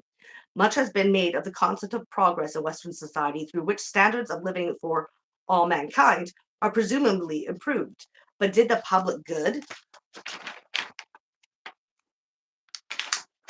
really include the cottager, journey person, and peasant, or did it function so as to benefit the master craftsman, clothier, and merchants? The idea of scientific progress has been associated with the rise of technology and the requirements of early capitalistic economy by scholars who have argued that the idea of cooperation and the sharing of knowledge for both the construction of theory and the public good stemmed from the intellectual attitudes of 16th century master craftsmen, mechanical engineers, and a few academic scholars and humanists. Quote, the absence of slavery, the existence of machinery, the capitalistic spirit of enterprise, and economic rationality seem to be prerequisites without which the ideal of scientific progress cannot unfold, end quote. The 16th century groups that evolved the concept of progress are the same groups that right up until the present have pressed for increased growth and development. Entrepreneurs, military engineers, humanist academics, and scientists and technicians. 16th century master craftsmen and technicians who embraced the idea of progress in written works included Caspar Brunner of 1547, master of ordnance, locksmith, and clockmaker; Robert Norman in 1581, instrument maker; and Peter Apian in 1532, a mechanic, globe, and instrument maker and mathematics professor; Ambrose Pare in 1575, a master of the Guild of Barber Surgeons and surgeon to the king and military; and Gerard Mercator in 1595, instrument maker, map maker, and surveyor; Military engineers included William Bourne in 1578, gunner and military engineer who addressed his treatise to all generals and captains, Niccolo Tartaglia, 1537, a mathematical advisor to gunners and merchants, Simon Stephen in 1608, a military engineer and bookkeeper, and Boniarto Lorini in 1597, a military technician to the medics. Humanists and academics included Abraham Ortelius, 1570, a classical scholar and mapmaker, Francos Rebellius in 1535, a writer, Jean Bodin, 1567, a political philosopher, and Lois Leroy in 1568. Humanist concerns are not only fully compatible with the improvement of the human condition through technological advance, but imply an environment filled with humans at the expense of nature. What had merely prefaces and statements advocating a utilitarian concept of progress in the 16th century treatises became a whole program and ideology in the utopian thought of Francis Bacon. In the New Atlantis, progress was placed in the hands of a group of scientists and technicians who studied nature altered by the mechanical arts and the hand of man that her secrets might be utilized to benefit society.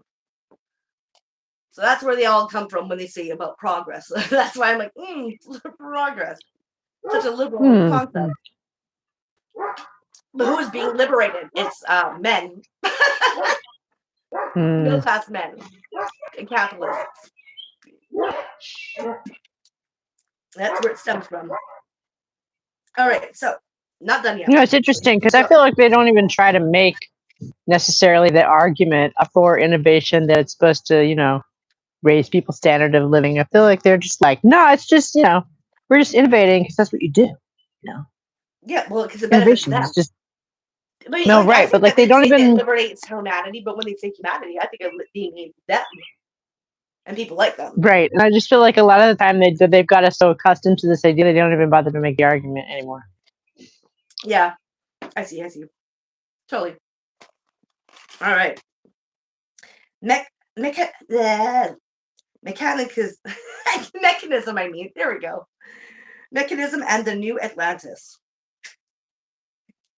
Dun, dun, dun. The Scientific Research Institute, designed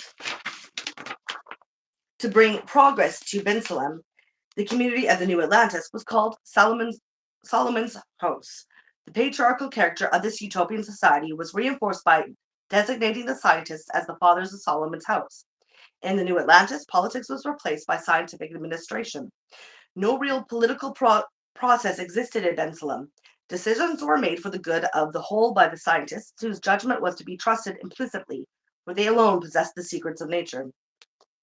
Scientists decided which secrets were to be revealed to the state as a whole, and which were to remain the private property of the institute rather than becoming public knowledge.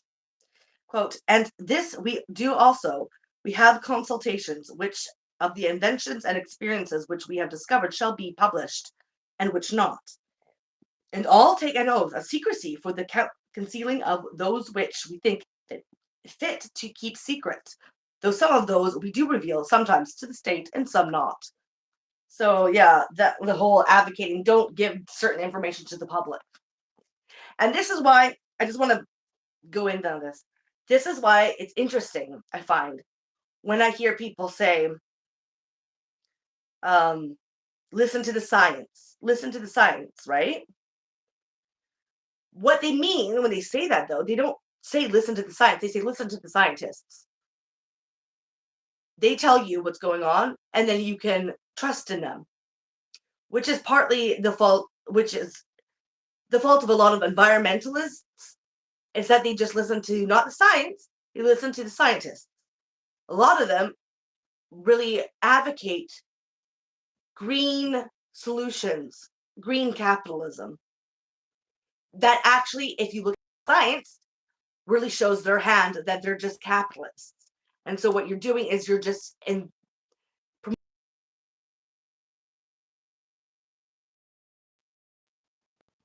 Hello? Sorry, my mouth is full, which is what got us into this problem in the first place. Mm-hmm. Investment in capital. Yeah, no, mine just went blank for a sec. So I think I got my line kind of shifted, but I wasn't online for a sec there. Oh. But yeah, so and this has a lot to do with putting like a lot of things like in nature and putting it into Wall Street to invest in a lot of the new Green Deal and all that, right? But that's just divvying up like nature and putting in the stock market isn't green in any way. It's the wrong type of green, basically. That's green as in that's for money. That's a money making thing. Right. And so so you have to be careful because this whole like idea of listen to science. No, you should really listen to that science, not the scientists, because they're not that's just listening to an authority figure and thinking that they're going to steer you in the right direction. When that authority figure, you don't know where they came from. You don't know who they're working with. Right. These days, there's a really good chance that you don't agree with who they're working for. So, Or what they're even doing or what they're applying, because scientifically, if you look at what they're claiming, is bullshit. That's not going to fix anything. It's not environmentally sound. Like this whole idea of like everything will be fine. Like a lot of the environmentalist movements just really hone in on oil production. But really, it's not. That is what killing society. It's capitalism. There's more than just oil production that is like environmentally unfriendly. You know what else is? Like cut blocks, forest cut blocks. It's the removal of ecosystems of all their components, big swaths of it, and like using it to make dead capital. And when that happens, you do it enough times, then it cannot sustain habitable planets. So it's not about oil, it's about capitalism. Capitalism is doing it. But they will never tell you that. They'll tell you to invest in green capital. That's why I have issues. Then environmentalist sort of talking points in that is because they're not listening to science. They're listening to scientists who are steering them in a particular direction. I just wanted to put that out there because that's a big thing I have. I just don't have any argument. One of my main complaints. I don't disagree.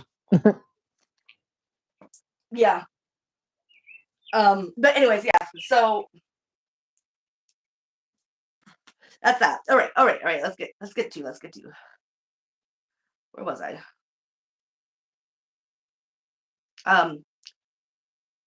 The cause of the visit to the governor by a scientist from the distant Solomon's house, which resulted in a conference with the visitors to Bethlehem, was shrouded in secrecy. No father of the institute had been seen in this dozen years. His coming was in state, but the cause of his coming was secret. The scientist's father was portrayed much like the high priest of the occult arts, the Neoplatonic Magus, whose interest in control and power over nature had strongly influenced Bacon. He was clothed in all the majesty of a priest, complete with a robe of fine black cloth with wide sleeves and a cape, an undergarment of excellent white linen, and a girdle and a clerical scarf also of linen. His gloves were set of stone, his shoes were of peach-colored velvet, and he wore a Spanish helmet. The worship to be accorded to the scientist was further enhanced by his vehicle of rich chariot of cedar and gilt, carried like a litter between four richly velveted horses, blue velveted footmen.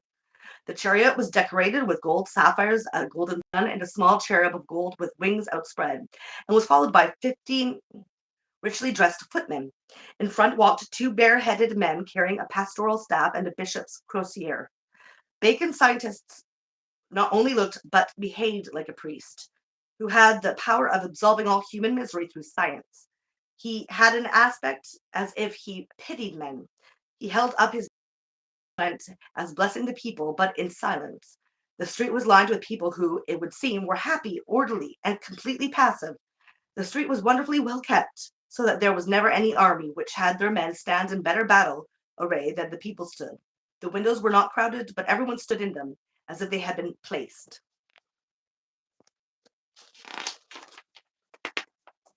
That's crazy how it's the same motive. I know what's best for you. whether you're a priest or Yeah. the scientist, it's just they're in charge because they know better. Yeah. And you don't get to judge them because they know better than you. And you don't get to know what they Right. know. You don't get that Right. secrets. Right. It's for them alone. And they can choose whether or not to develop, that. Well. Right. And you know Basically, you're not allowed that knowledge. how And much that it's still always, is how it is a oh my lot of the God. time. And the idea of science as a religion has always really bothered me, but Yeah. The yikes. performance of it, right? Uh-huh. Yeah. And the fact that they don't want you to know how they get to the certain conclusions, right? Because then Right. you then have to judge what they're doing. Right. That's why they want to know. They don't want you to know. Elitism. It's Well, elitism. I'm not gonna. Yeah, that's not a good thing. That's not a good thing. Don't listen to scientists, people. Listen to science. There's ways to figure shit out. Right. Just right. These days, because I that think way you some can tell people what are is still propaganda. literate. Because if you're just listening to scientists, that's just listening to someone else's understanding, Right. and then them relaying it to you. That's not actually figuring out the science to actually know for yourself. You're literally putting your faith in someone. That's just religious. That's religion. That's what religious people do. You put faith in the priest, or you put faith in the scientists. You don't put faith in people. People are fucked. Don't put faith in people. You can't just do that. It's not good.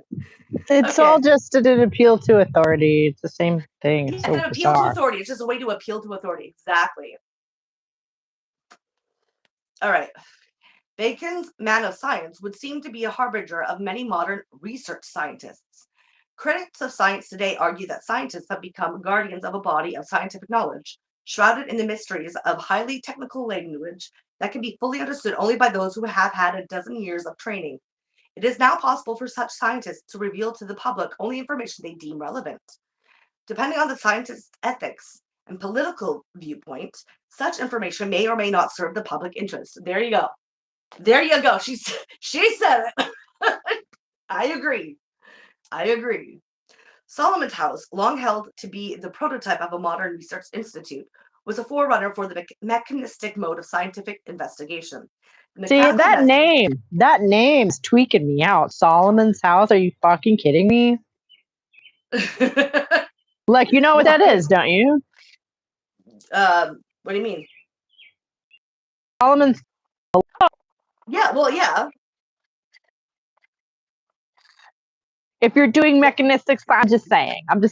Weird name to go with. Yeah, I know. Yeah, because it comes from religious background. It's got religious connotations and associations. Like Old Testament specifically, so it's like, I don't know. It's like borrowed gravitas. What do you call that? Stolen valor? No, I know what you mean. Yeah. Yeah. But that yeah. Oh, there you go. The mechanical method that evolved during the 17th century operated by breaking down a problem into its component parts, isolating it from its environment, and solving each portion independently. Bacon's research center maintained separate laboratories for the study of mining and metals, weather, fresh and saltwater life, cultivated plants, insects, and so on. The tasks of research were divided hierarchically among the various scientists, novices, and apprentices. Some abstracted patterns from other experiments. Some did preliminary book research. Some collected experiments from other arts and sciences. Others tried out new experiments or compiled results or looked for applications. The interpreters of nature raised the discoveries into greater observations, axioms, and aphorisms. This differentiation of labor followed the outlines of Bacon's inductive methodology. In the laboratories of Solomon's House, one of the goals was to recreate the natural environment artificially through applied technology. Large, deep caves called the lower region were used for the imitation of natural mines and the producing of new artificial metals by compositions of materials. In another region were a number of artificial wells and fountains made in imitation of the natural sources and baths. Salt water could be made fresh, for we have also pools, of which some do strain fresh water out of salt. Others by art do turn fresh water into salt. Not only was the manipulation of the environment part of Bacon's program for the improvement of mankind, but the manipulation of organic life to create artificial species of plants and animals was specifically outlined. Bacon transformed the natural magician as servant of nature into a manipulator of nature and changed art from the aping of nature into techniques for forcing nature into new forms and controlling reproduction for the sake of production. There we go. Quote, we make a number of kinds of serpents, worms, flies, fishes of putrefaction, where of some are advanced in effect to be perfect creatures like beasts or birds, and have sexes and do propagate. Neither do we this by chance, but we know beforehand of what matter and commixture, what kind of those creatures will arise. Eugenics, right? It's like that production and reproduction of different species and like genetically altering them, mutating them. Reproduction for production. There's Yeah, a slogan. reproduction for production. There you go. Yeah. There you go. Well, that says it all. Yeah. It really does. There's your bumper sticker. These examples were taken directly from Della Porta's Natural Magic, published in 1558, the second book of which dealt specifically with putrefaction and the generation of the living organisms mentioned by Bacon, worms, serpents, and fishes. The chapter dealing with putrefaction had discussed the generation of cankerworms from mud so that, quote, we may also learn how to procreate new creatures, end quote. See, I was going to ask about that. Did they still believed in spontaneous generation back then, didn't they? Like, what? Where did they think these could look? Putrefaction, what is that? Like, did they believe in spontaneous generation still back then? You know, like if you just left a bunch of refuse in a corner, it would spontaneously generate. No. It's them actually forcing different species by mutation. Oh, that's what that means. So bizarre. I mean, that's what they do. I mean, well, how do you think we get the fucking vegetables we get? Oh no, well, yeah, the cross-poll. I mean, I don't know. It doesn't work with animals. Mutations. We even do this with like animals, like dogs and stuff. We mutate them. That's what like true dog breeds are. Mutated aspects of the other like dogs from before. That we are pleased with the way that they look, but yet are like extremely unhealthy for the dog. Right? And yeah. So this is them acknowledging like this, because like before that was like a while ago, right, where he thought that occurred, right? But that was more like propaganda than anything else. This showcases an understanding and a manipulation of control over it, right? Mm-hmm. Right. Yeah. Well, you had to have the propaganda first in order to feel entitled to develop these things. Exactly. Quote, serpents, wrote Della Porta, may be generated of man's marrow, of the hairs of a menstruous woman, and of a horsetail or mane, while certain fishes, such as groundlings, carp, and shellfish, are generated out of petrification. New beasts and birds could be generated through knowledge and carefully controlled coupling. See, I do. That sounds like they're talking about spontaneous generation. That's what that sounds like. No, they're talking about forcing that generation by carefully controlled coupling. So forcing sex between certain species, certain like incestuous even generation or genetics to create new mutations that they've controlled and know how to. Didn't they just say that serpents can come out of horsehair or something like that? Like what? Of man's marrow. So genetically altering by using genetics. Yeah, genetically altering by using different things to and like put in the DNA of other things.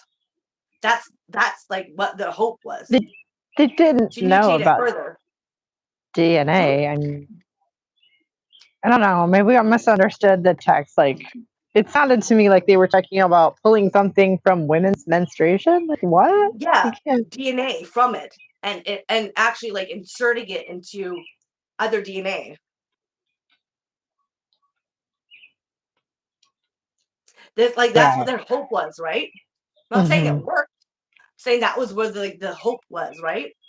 But they still used different like species that, and then like incestuously did couple them and created mutations.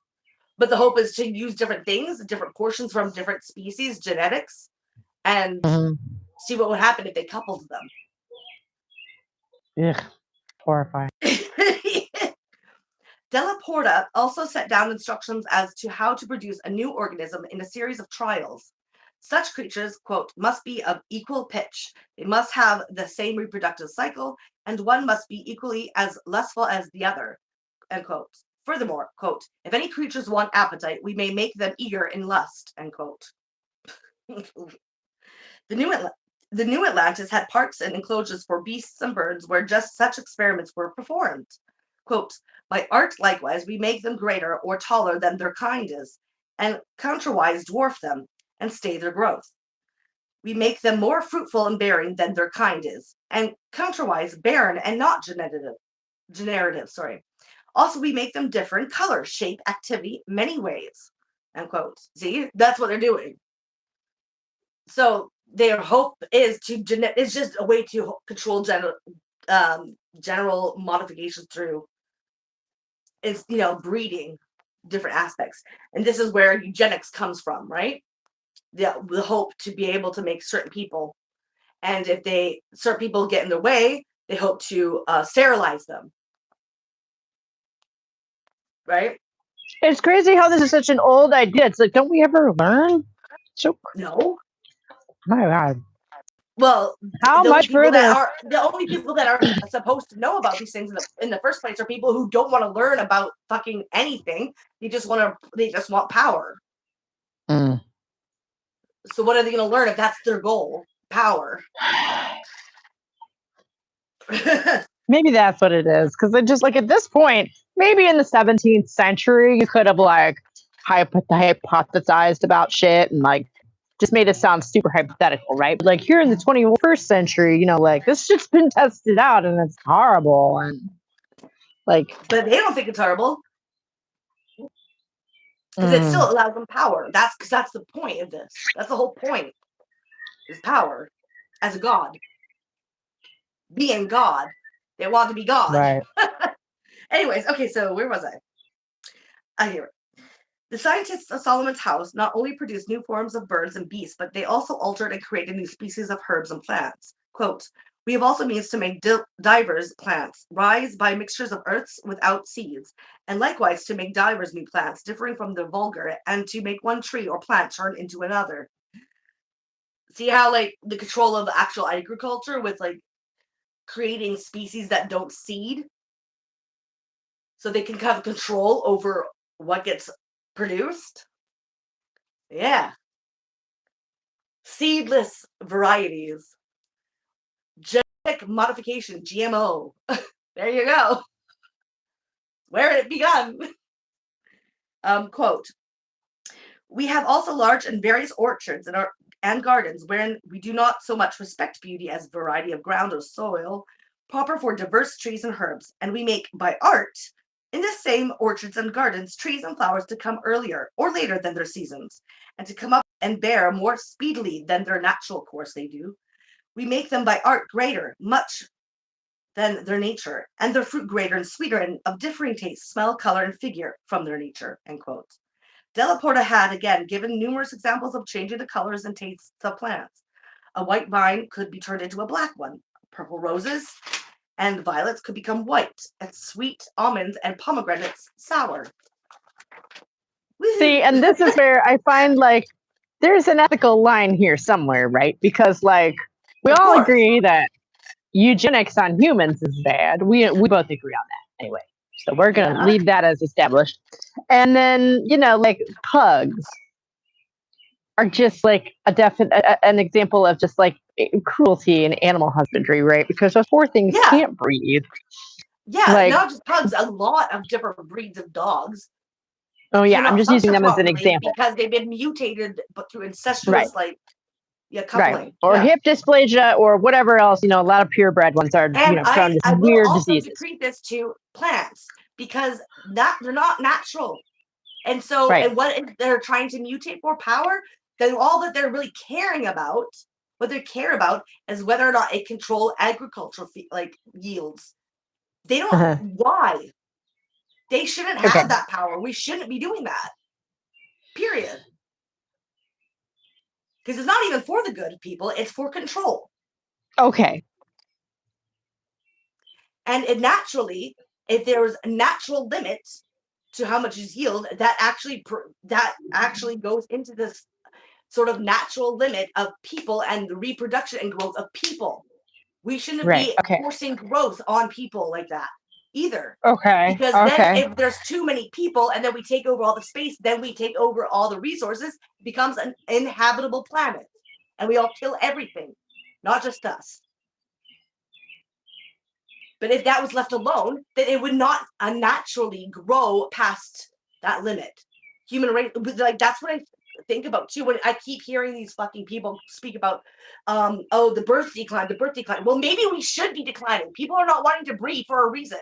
They can't afford it. There's not enough resources to go around. The only reason why that's propagated out there is because they need forever growth, because that's their slaves. That's your slave population. So you need them to keep growing, to keep fucking working and toiling for you. Well, maybe we shouldn't be. Maybe a decline in the birth rate is a good thing. Maybe it's trying to naturally limit us. Maybe that is why we're not birthing so much, because we have this tendency to understand that we can't afford it. We cannot. Okay, well, no, because even wait a minute. Two things. First of all, the scarcity is false. It's not real. The scarcity is people are hoarding shit. Okay. Yeah, I know, but at the expense, at the planet's habitable ability, because they keep taking out habitable ecosystems to maintain that scarcity. Right, but so it's not real. Like the scarcity is false scarcity. It's real in reality because they're hoarding it.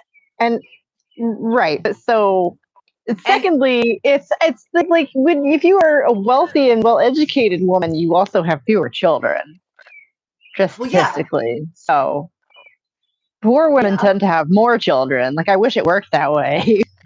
You know. Like the reason why people, like if the masses are making a decision to not breed, to keep forever growing, infinitely grow, that's I do think it's a rebellion against capitalism. I do, but it's people are not birthing that much.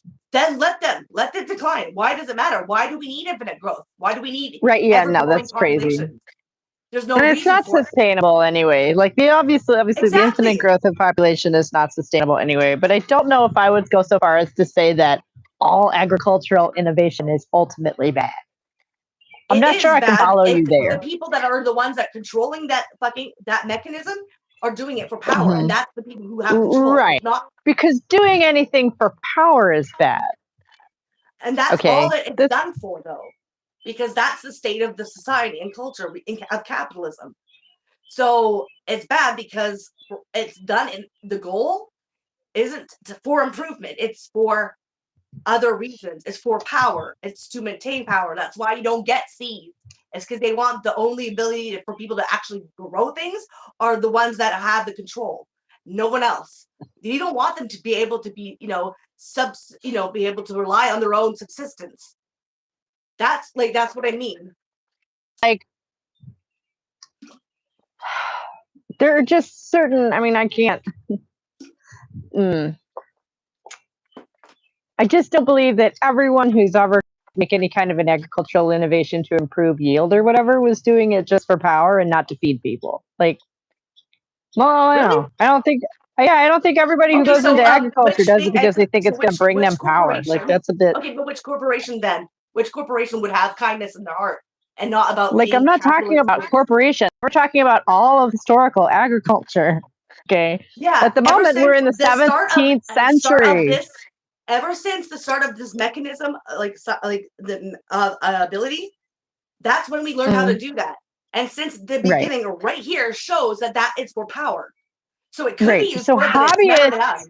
Okay, but like there are literally like people who devote their private lives to being gardeners and developing their own kind of rose. Like I don't think they do that for the power of it. You know what I'm saying? Like there's just not. You can't develop their do own that rose. Extreme. Yes, people develop like their own, or like their own kinds of tomatoes. Like people experiment in their own through cross pollination, just like anybody else does. Go over time, Okay, and if all the corporations have all the ability to only give you certain certain things that have no seeds, then eventually you get to a point where there's no farmer who can do that because they don't have the Right, ability. and that's bad, but we're not there yet. And I don't think that every innovation in agriculture that's Oh, ever we're been very made close. I think was. so. I think we're very close to being there yet.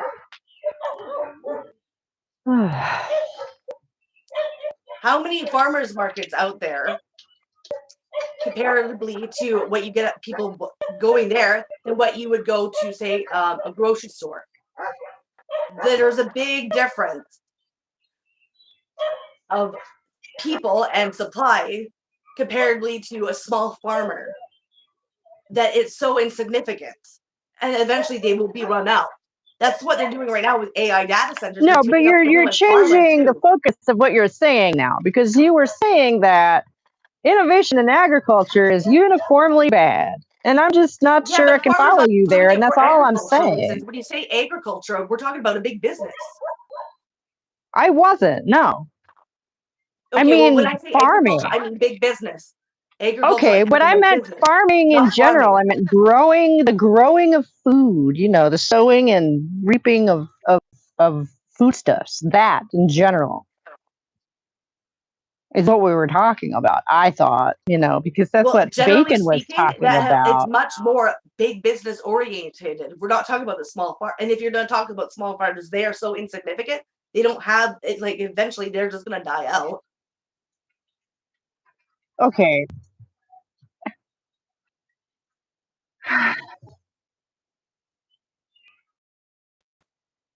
Oh, hello. Yeah. Sorry, and What? taken away from farmers and are given to big businesses. They're buying everything up, and those farmers are going out of business. It's a big thing right now that's happening, and not just America, but like everywhere, even in Canada. Mhm. So that's what I'm saying is that it's already being run to the ground and overtaken by big business, and it's almost to the And I point where just now we're almost completely out of these small farmers that are able to produce these things. So how long is they don't have the power, so they're not going to exist unless we fight back. But it doesn't seem like anyone likes to do that. So you don't think anybody's fighting back against that at all? No, I think some are, but I don't think that they're Okay, as great. successful at all. At all. At And I all. just think I you're don't think there's black-pilled and any it gets success. tiresome and I don't know what to say. So, anyways, going back to what we were reading, I guess. We're not done, are we? Mm-mm. Nope. Okay, let's keep going with this then. Agrippa had further inveighed against the manipulators of nature who had tried to discover how to prevent storms, make seed fruitful, kill weeds, scare wild beasts, stop the flight of beasts and birds, the swimming of fishes, to charm away all manner of diseases, of all which those wise men before named have written very seriously and very cruelly. End quote. Much of Bacon's program in the New Atlantis was meant to sanction just such manipulations, his whole objective being to recover man's right over nature lost in the fall. Agrippa had observed that after the fall, nature, once kind and beneficent, had become wild and uncontrollable. Quote, for now the earth produces nothing without our labor and our sweat, but deadly and venomous, nor are the other elements less kind to us. Many the seas destroy with raging tempests, and the horrid monsters devour. The air making war against us with thunder, lightning, and storms, and with a crowd of pestilence and diseases. The heavens conspire our ruin.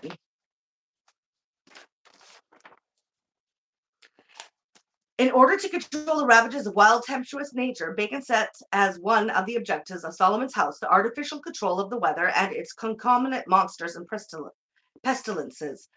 We have also great and spacious houses where we imitate and demonstrate meteors, as snow, hail, rain, some artificial rains of bodies and not of water, thunder, lightnings, also generational bodies in air, as frogs, flies, and diverse others. Okay, Unquote. sorry. Can I ask a textual question? This is a legit, like I had to go inside for a minute. I didn't hear the whole setup for this. So is Solomon's House an actual real life thing that he was running, or is this within his No, this is what he wanted. This is what he had. Okay. It's part of what he imagined as his utopia in his New Atlantis? Okay. Yes, okay. Okay, where was I? Tempests, like the produced by Shakespeare's magician Prospero, could also be created for study by using engines for multiplying and enforcing of winds. End quote. The Baconian program, so important to the rise of Western science, contained within it a set of attitudes about nature and the scientists that reinforce the tendencies toward growth and progress inherent in early capitalism. While Bacon himself had no intimation as to where his goals might ultimately lead, nor was he responsible for modern attitudes. He was very sensitive to the trends and directions of his own time and voiced them eloquently. The expansive tendencies of his period have continued, and the possibility of their reversal is highly problematic. Bacon's mechanistic utopia was fully compatible with the mechanical philosophy of nature that developed during the 17th century. Mechanism divided nature into atomic particles, which, like the civil citizens of Bensalem, were passive and inert. Motion and change were externally caused. In nature, the ultimate source was God, the 17th century's divine father, clockmaker, and engineer in Bensalem. It was the patriarchal scientific administration of Solomon's house. The atomic parts of the mechanistic universe were ordered in a causal nexus such that by contact, the motion of one part caused the motion of the next. The linear hierarchy of apprentices, novices, and scientists who passed along the observations, experimental results, and generalizations made the scientific method as mechanical as the operation of the universe itself. Although machine technology was relatively unadvanced in Bensalem, the model of nature and society in this utopia was consistent with the possibilities for increased technological and administrative growth. In the New Atlantis lay the intellectual origins of the modern planned environments, initiated by the technocratic movement of the late 1920s and 1930s, which envisioned totally artificial environments created by and for humans. Too often, these have been created by the mechanistic style of problem solving, which pays little regard to the whole ecosystem of which people are only one part. The antithesis of holistic thinking, mechanism neglects the environmental consequences of synthetic products and the human consequences of artificial environments. It would seem that the creation of artificial products was one result of the Baconian drive toward control and power over nature.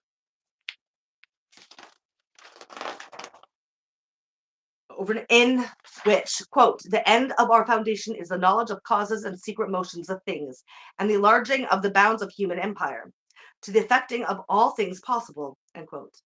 To this research program, modern genetic engineers have added new goals: the manipulation of genetic material to create human life in artificial wombs, the duplication of living organisms through cloning, and the breeding of new human beings adapted to highly technological environments.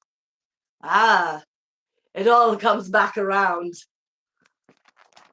There you go. That's the goals. The Baconian program, the development of science as a methodology for manipulating nature and the interest of scientists in the mechanical arts, became a scientific program during the latter half of the 17th century. Bacon's followers realized even more clearly than Bacon himself the connections between mechanics, the trades, the middle-class commercial interests, and the domination of nature. Lewis Roberts lamented an unexploited state of Mother Earth in his Treasure of Trafic, or Discourse of Foreign Trade, published in 1641, quote, the earth, though notwithstanding it, yieldeth thus naturally the richest and most precious commodities of all others, and is properly the foundation and mother of all the riches and abundance of the world, partly bred within its bowels, and partly nourished upon the surface thereof. Yet it is observable and found true by daily experience in many countries that the true search and inquisition thereof of these our days is by many too much neglected and omitted, end quote. John Dury and Samuel Hartlib, followers of Bacon and organizers of the Invisible College, circa 1645, a forerunner of the Royal Society, connected the study of the crafts and trades to increasing wealth. One of Dury's objectives was to make observations of the inventions and sciences, quote, as may be profitable to the health of the body, to the preservation and increase of wealth by trades and mechanical industries, either by sea or land, either in peace or war, end quote. The avowedly Baconian utopia, quote, the Kingdom of Macaria, published 1641, attributed to Hartlib, but probably written by Gabriel Platz, an English writer on husbandry and mining, was dedicated not merely to the knowledge of causes and secret motions of things, as was the New Atlantis, but the total agricultural, commercial, and medical improvement of society. In Marcaria, the king has improved his forests, parks, and lands to the utmost, bringing in huge revenues. Owing to the efforts of the Council of Husbandry, quote, the whole kingdom is become like to a fruitful garden, the highways are paved, and are as fair as the streets of the city. Any man who held more land than he could develop and improve was admonished and penalized for each year during which he continued to leave it unimproved, until at last his hands be fortified, and he banished out of the kingdom as an enemy to the commonwealth. End quote. A council of fishing was to establish laws whereby immense riches were yearly drawn out of the ocean, while the councils of trade by land and sea were to regulate the number of tradespeople and encourage all navigation that may enrich the kingdom. See what that's done there? That as long as you must develop, or you're going to be banished from being in that area. So this is what leads to going into the new world and seeing it not controlled and mechanically maneuvered. Therefore, they can take it because they're not being. It's the people living there are not improving it for industry, for riches.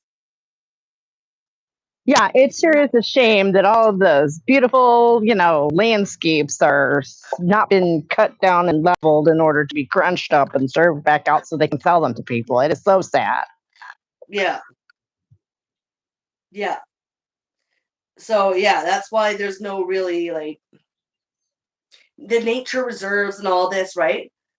What a lot of the New Green Deal does is to put that sort of privatizing nature, such as the ability to like drink water, that needs to be privatized so that they can sell the water back to you, right? They need to take it and improve it. I swear that is like very just quintessence of the foolhardiness of the whole venture, right? It's because water falls from the fucking sky. Hello. Yeah, but but it falls from the sky, but a lot of it's from glaciers, like river waters, like untainted, right? Well, no, that's I'm just saying okay. you can't. No, they're stealing it, but they're trying to commodify something that they will never, ever, ever be able to really get the monopoly on. It doesn't fucking belong to you. But they have, and they're trying, and rainwater is not enough to actually, acquire for people to have enough necessary for life. No, but I'm just saying, the idea that they are driving at is absurd and insane, and they're delusional. It's ridiculous. I don't think it's absurd. I think it's disgusting and grotesque because it is happening. So, a lot of Coca-Cola buys a lot of fucking water rights. The AI data centers are buying all the water rights for themselves to create artificial intelligence, not for people to drink. Well, you don't think that that's actually a sustainable idea? Of course not. It's going to kill us all. That's what I'm saying. It's ridiculous. It's delusional. It's absurd. It's fucking crazy. They're crazy. Yeah, they're crazy. It's doable, but that just means we're going to die. So that's not good. Not good. No. Okay. The health of the inhabitants was maintained by a college of experience, where they deliver out yearly such medicines as they find out by experience. As members of the Society of Experimenters, all were required to defend any new ideas before a great council, which judged the truth or falsity of the discovery. If any divine shall publish a new opinion to the common people, he shall be accounted a disturber of the public peace, and shall suffer death for it. Oh, isn't that lovely? Innovation for me, but not for thee. Okay, Frank, whatever you say, buddy. But dissent, not only in science, but also in religion, would be avoided, quote, by invincible arguments, as will abide the grand test of extreme dispute, end quote. Rational scientific judgment would thus overcome the passions of individualism of religious sects and promote health, welfare, and commercial growth in Marcaria. The virtuosi of the Royal Society were interested in carrying out Bacon's proposal to survey the history of trades and augment their usefulness. The English divine Thomas Sprat, whose History of the Royal Society, published in 1667, defended it against its critics, desired to extract from the operations of all trades their physical receipts or secrets, their instruments, tools, engines, and manual operations.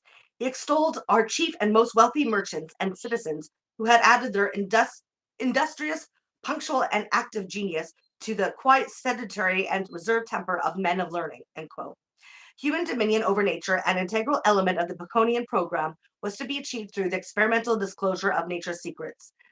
17th century scientists, reinforcing aggressive attitudes toward nature, spoke out in favor of mastering and managing the earth. Descartes, who's in his Discourse on Method, published in 1636, that through knowing the crafts of the artisans and the forces of bodies, we could render ourselves the masters and possessors of nature. Joseph Glanville, the English philosopher who defended the Baconian program in his Plus Ultra, published of 1668, asserted that the objective of natural philosophy was to enlarge knowledge by observation and experiment, so that nature being known, it may be mastered, managed, and used in the services of humane life. To achieve this objective, arts and instruments should be developed for searching out the beginnings and depths of things and discovering the intrigues of remoter nature. The most useful of the arts were chemistry, anatomy, and mathematics. The best instruments included the microscope, telescope, thermometer, barometer, and air pump.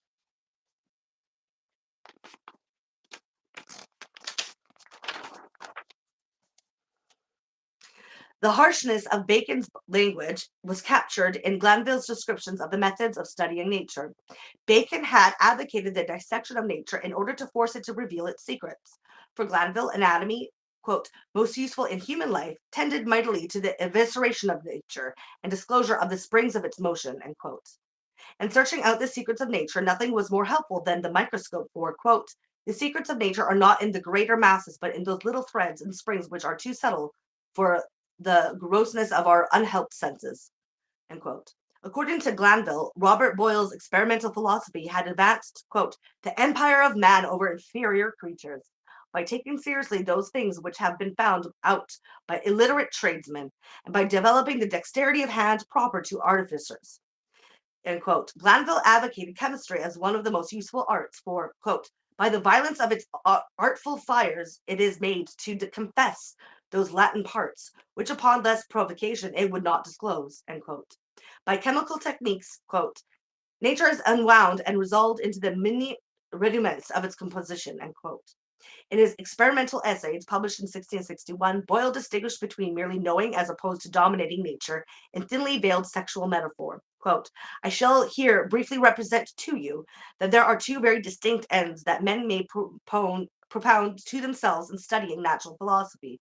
For some men care only to know nature, others desire to command her, and to bring nature to serviceable to their particular ends, whether of health or riches or sensual delights, end quote. The new image of nature as a female to be controlled and dissected through experimental legitimated and the exploitation of natural resources. Although the image of the nurturing earth popular in the Renaissance did not vanish, it was superseded by new controlling imagery.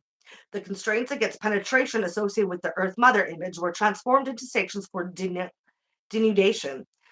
After the scientific revolution, Natura no longer complains that her garments of modesty are being torn by the wrongful thrusts of man. She is portrayed in statues by the French sculptor Louis Ernest Barrières in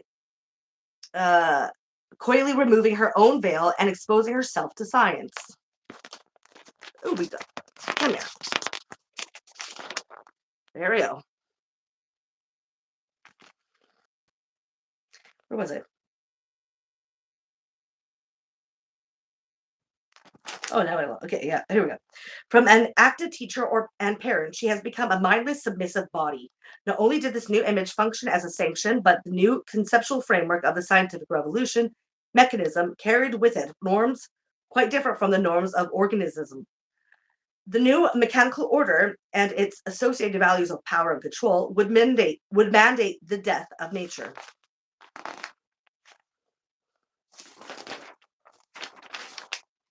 Oh, and that's it. Thank you. Bravo. Very good. I don't know. Does it sound like it sounds like the author is maybe against the death of nature right there. Yeah, well, yeah. Okay. Well, I'm okay. Like sometimes it seems like she's against the personification in general. That was the feeling I was getting earlier because maybe it was just because she was foreshadowing this twist. Yeah, I don't know. this twist. What a twist, right? Mm-hmm. What a twist. Yeah. But like, yeah. So when it comes to like GMO shit, right? Mm-hmm. Like because I'm just thinking about what you were saying before. When we're talking about like, oh, they cross pollination, all that. Yeah, but what kind of effect are they having, right? Mm-hmm. Isn't going to be the same effect as someone who's controlling it through GMOs to maintain power, right? That's the point I'm focusing on because that's the problem. So if some farmer wants to make a different color rose, like I give a shit. Okay. And that's why I'm focusing. And just so you know that's where focus lies. Just to put that out there. And I think somebody when the text was just saying that about how some men just want to know nature and other men want to dominate her, like what is the motivation? I think is the question, right? Yeah.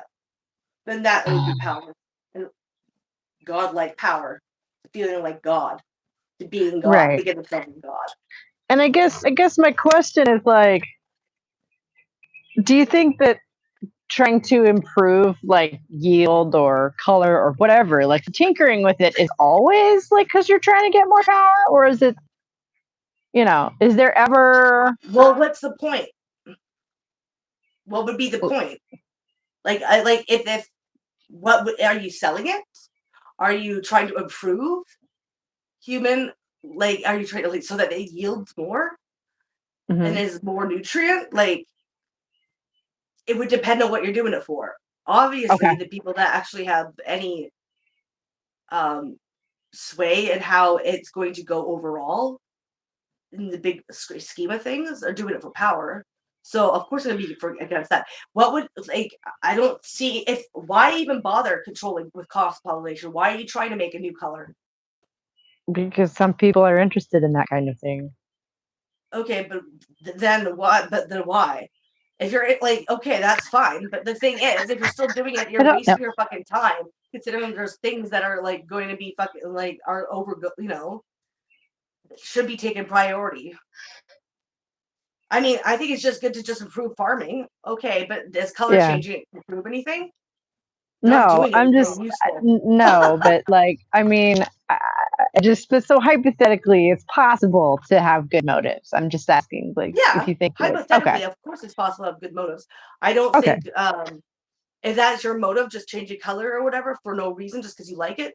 I think you should probably be more worried about the fact that they're trying to make it so that you can't seed your own fucking fruit. Right. That should be your priority because it affects you. And if you're going to be, just caring about, like, who cares about that and focusing your intent on just cross pollination for your own benefit, that's not good because that would be your own benefit. If you're not actually participating and caring about what's actually happening in the like reality around you in the field that you are in.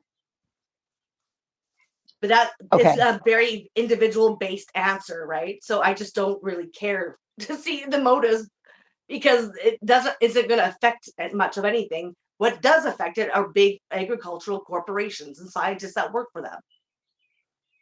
Right. Which is bad because they're not doing it to help feed people. They're doing it to create scarcity.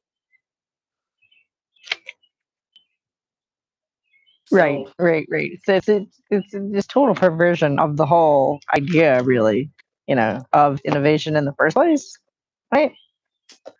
Because, like, okay,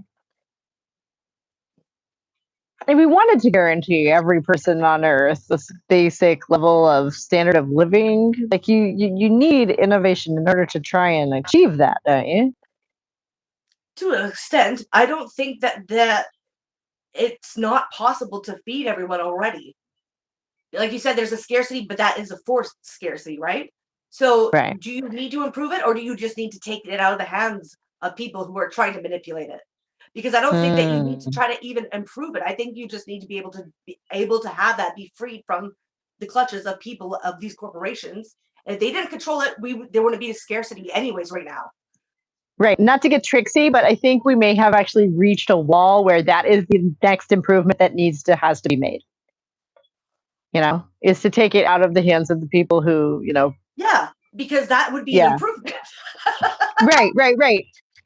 But so in a lot of ways, they are the ones who brought us to this point. And I'm not arguing, in favor of like the capitalists or whatever, but I feel like that's the argument that's to be made, which I don't know how you counter that other than too bad, like because like the point of diminishing returns has been reached with this method. You know what I mean? Like, well, we've degraded the soil so much that it's hard for it to be habitable. We've put in so many pesticides that now they've gone immunity to it, so they can destroy it. Yeah, but the only way that you're going to find any measurable fucking good outcome is to remove that power from them. That has to be the main goal, because everything else comes out of that. Like, because like no matter what you do, then it's going to be for naught, basically, because they will find a way to take it out of your control. So you need to like fuck that up first before you even consider doing anything else, or because like if that doesn't go, then you're doing everything in just for no reason, because it's not going to work out. No matter what you find, no matter what kind of like improvements you might find, you're not going to be able to use it to improve anything anyways, because they will wrestle that control out of you. They will steal your land. Mm-hmm. And that is a real big problem that's happening now throughout the States, but also like in Canada. Like I said, in BC, so many acres of farmland have been taken by billionaires right now. A lot of it, the majority of it, for luxury places and second homes and luxury resorts, where they're not even allowing access to public lands that connect it to people. And so they're like literally like swiping up all the farmers right now in all of BC for just the wealthy, for luxury places to go for the wealthy only. And removing all of our farming that would be maybe have the ability to feed people. And they're also placing data centers near all the fucking cities where people live that are going to take up all the water and pollute everyone and give us cancer. So it's like, we should probably think about this whole power differential thing first, because improvements of like cross-pollination doesn't even compare to what's really happening like right now, to the point of where we've gotten in all this. No, yeah. I was just trying to make sure I understood like what your, ethical framework was. That's all. Oh, okay, yeah. Like if there's a way to like make something resistant to like, pests, if it's actual improvement, then obviously that's fine. But the thing is, it just doesn't matter in the whole holistic reality that's going on right now. The main focus needs to be you can't let them have control over it. And that's what has happened. And that's who's feeding people are the people in these big businesses that are making poisonous food for us. Who are making sure that it's seedless so that we cannot grow our own, so that we have no control over it.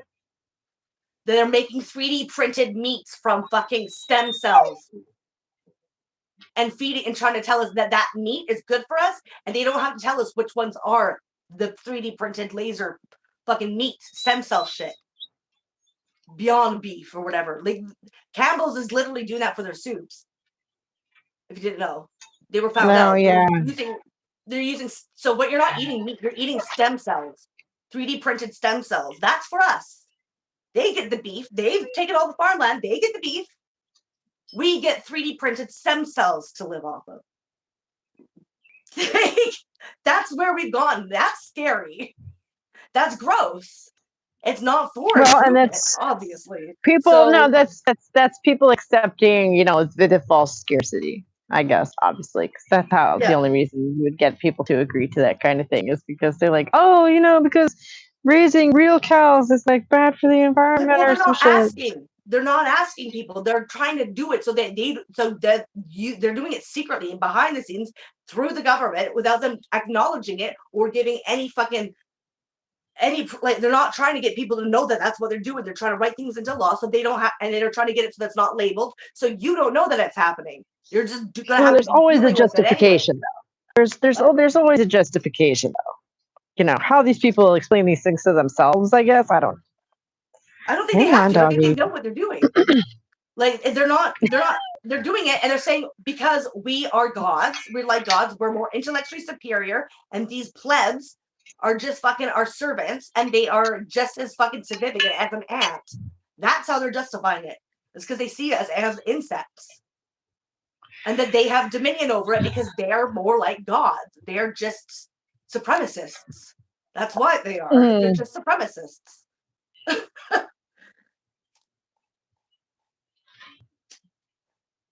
Well, so that would be the story that they tell themselves. Then I'm just saying they must have one. That's the story. So they don't really have to justify what they're doing because they've already justified it by justifying the fact that they have supremacy over everything else, and that's ordained by the universe.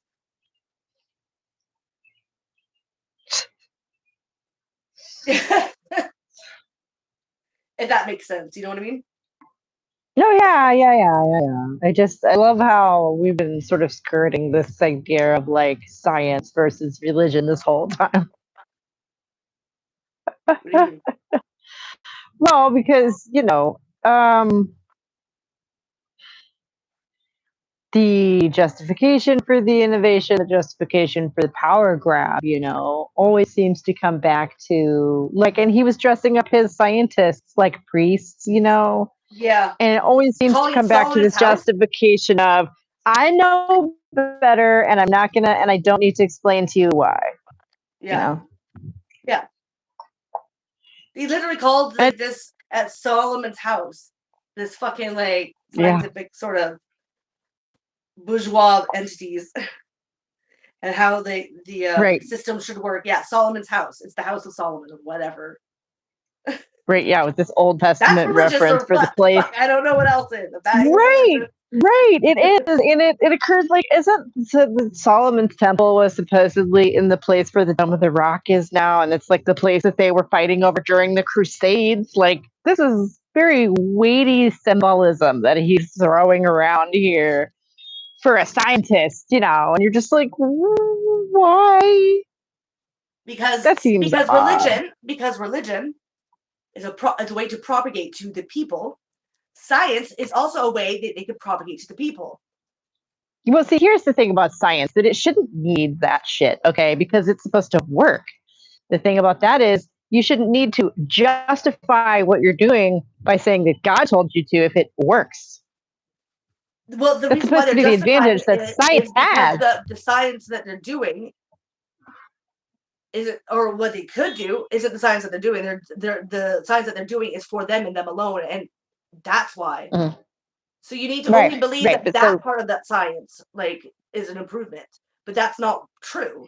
If you actually look at the science, it shows very clearly what it is supposed to do, where it puts you in your status, and what it does that helps keep people in power. Because that's the only thing that gets funded, that's only get researched on, that's the only purpose that they're using science for. It's not for any other reason.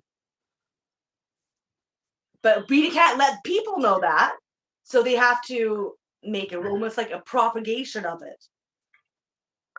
So science needs to be set free from capitalism, is what you're saying? Yeah.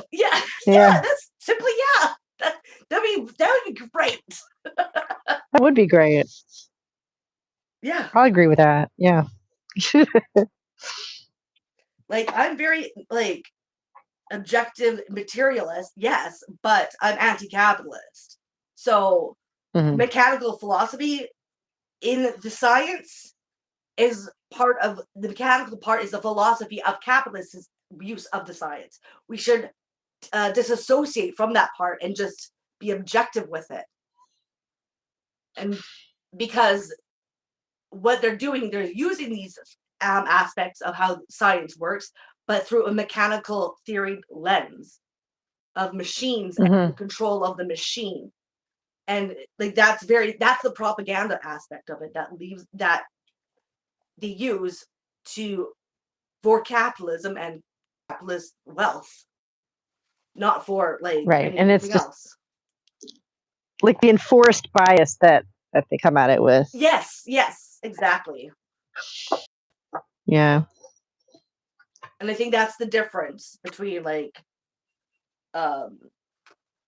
between materialism and mechanicalism, like mechanic theory, material theory, and the mechanical theory.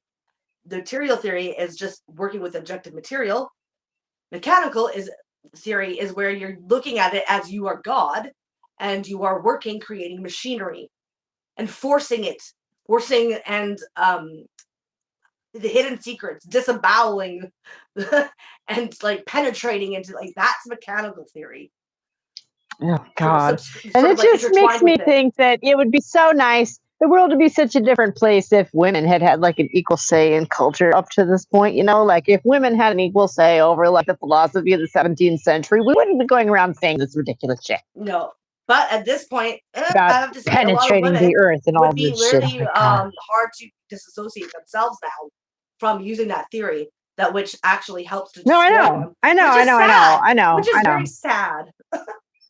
Yeah. Yeah. Yeah. And that's why, I mean, this is a dream that I'm just having, a little daydream I'm having, you know, would be nice. It's like patriarchy just kind of wasn't, you know, the thing. Yeah. And I thought that was interesting the way, and I wanted to, it sort of flew by really quickly, but they were talking about how in the trades, they were practicing primogeniture, even though they didn't fucking need to. And it ended up making these really sealed, like, insular, like basic and fucked with the networking of everything and like the economy basically, because you end up with these little secret societies that people don't want to work together because, oh no, this is for my son and blah blah blah blah blah, and like, oh. Yeah. Well, I mean, it's for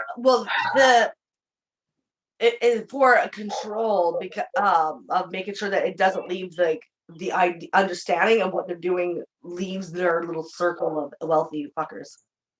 That's all that is. Right. No. Right, and they want to stop any sort hold of their upward mobility. advantage. Right. It's to stop any upward mobility to insulate themselves in that control. Well, and also the way people tend to like, especially like proud men, always over. They over identify with their sons, you know. So it's like they're not even holding it for their son. It's like they're holding it for themselves. It's just so yeah. Gross. But primogeniture pisses me the fuck off, you know. And the fact that our civilization didn't learn anything from Henry VIII at all regarding that, or Elizabeth I, you know, like that whole debacle, that whole snafu that we're all still, everybody knows about all of that, how he had 6 fucking wives because he just had to have a son, and then the one who ended up inheriting from him and giving her name to the fucking period in history was the daughter. Yeah, but like his entire thing ended up being completely fucking pointless. Yeah, but he didn't need the fucking son at all. What you do with it, though? And nobody.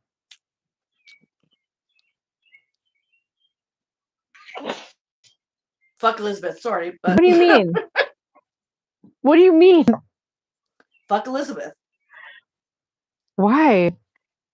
I don't know. Maybe being a colonizer. Maybe maybe not. You know, supporting the same system. I mean, yeah. She didn't exactly come in and tear it all down. That's a class thing, right? It's not like she fucking represented people that weren't of her class. The only women that she really fucking represented were women of her class. Right. But so they didn't learn the lesson that you don't need a boy in order to do stuff. And, you know, I don't know. That just seems really stupid that nobody picked up on that, you know. That's all I was saying. As far as, you know, continuing colonialism, I don't know exactly what, like, they just would have, you know, assassinated her and whatever. Like, if you couldn't actually come into a power structure like that and just start tearing it apart, they'll just kill you. Yeah. Well, you could at least try. Yeah. Because being dead is the best way to get things done, usually, I find. Anyways. Well, I would never expect her to like fucking do anything about anything because well, she's always been in high class, right? That's my issue is there's lots of class to that, and I am not a fan of anybody in high class. Just not because that's just a system that's not even based on caste. So they have the option to not try to I don't care if it's for women's liberation if it's not for everyone else, basically. Like if you're still going to be in a position where you're still going to just because you're a woman, that doesn't fucking do anything for me because I'm not part of your class. So it doesn't do anything for me, even if for women, because I'm not the type of woman that it's included. So really, what does it help? Really? Doesn't help much. Wouldn't help me. Wouldn't help you. It's the same thing with like thinking Hillary Clinton is anything fucking grand to like remark upon. As she's clapping Okay, and well, laughing I'll about just keep my optimistic thoughts to myself in the future then, shall I? I mean, she might be a woman, but she fucking clapped her hands and howled like a seal about fucking Gaddafi getting raped with a fucking knife till he died. Oh my god! Okay, just please stop now. Thank you. But that's what I'm saying is I don't see upper class women having the ability to do the same as men. Anything that's liberating to me at all. I just don't. It just okay. So now you're a certain class of women get to be in the same position, doing the same thing as men. All right. And I just I don't know. wasn't saying that. So I feel like you got something from what I said that I was not saying anything about any of that at all. So that's fine. Okay, well, I'm just saying for my in my mind, that's why I'm not really into. And I'm just saying that primogeniture is really stupid. That's all I'm Yeah, saying. primogeniture. Yeah, no, it totally is. It is. It totally is. Okay. Great. Sorry, I went off on a completely different tangent that had nothing to do with what you were saying. So it wasn't like I was arguing with you. I hate the fucking simping of of these women in positions of power. And I've had a fucking issue with that with someone who made a community post earlier, like yesterday, about like there's no difference. Like we should only be focused on women because it doesn't matter about their class, their financial fucking ability or anything. I'm like, fuck off. Yes, it does. So the reason why I went off on a tangent is not because of you. It was because of my own little issues I had with that. Okay. Sorry. I'm glad we agree that primogeniture is bad. That's a good place to start. Yeah. This stupid dog. Come here, doggy. There we go. So yeah, next week I'm gonna have a video up for us to talk about if we want to. So that'll be fun. It was. What was it again? I forget. I know you told me earlier. It is how drug trips. The drugs of the God. Do not bring you to God. Yeah, because like and you can even leave aside whether or not you believe in any kind of a God, because I just don't. What? I don't know. I don't know. It's just this lesson, like we never seem to learn it, you know. And I'm making like comparisons between certain well-known religious sects and like shaman acid gurus, you know.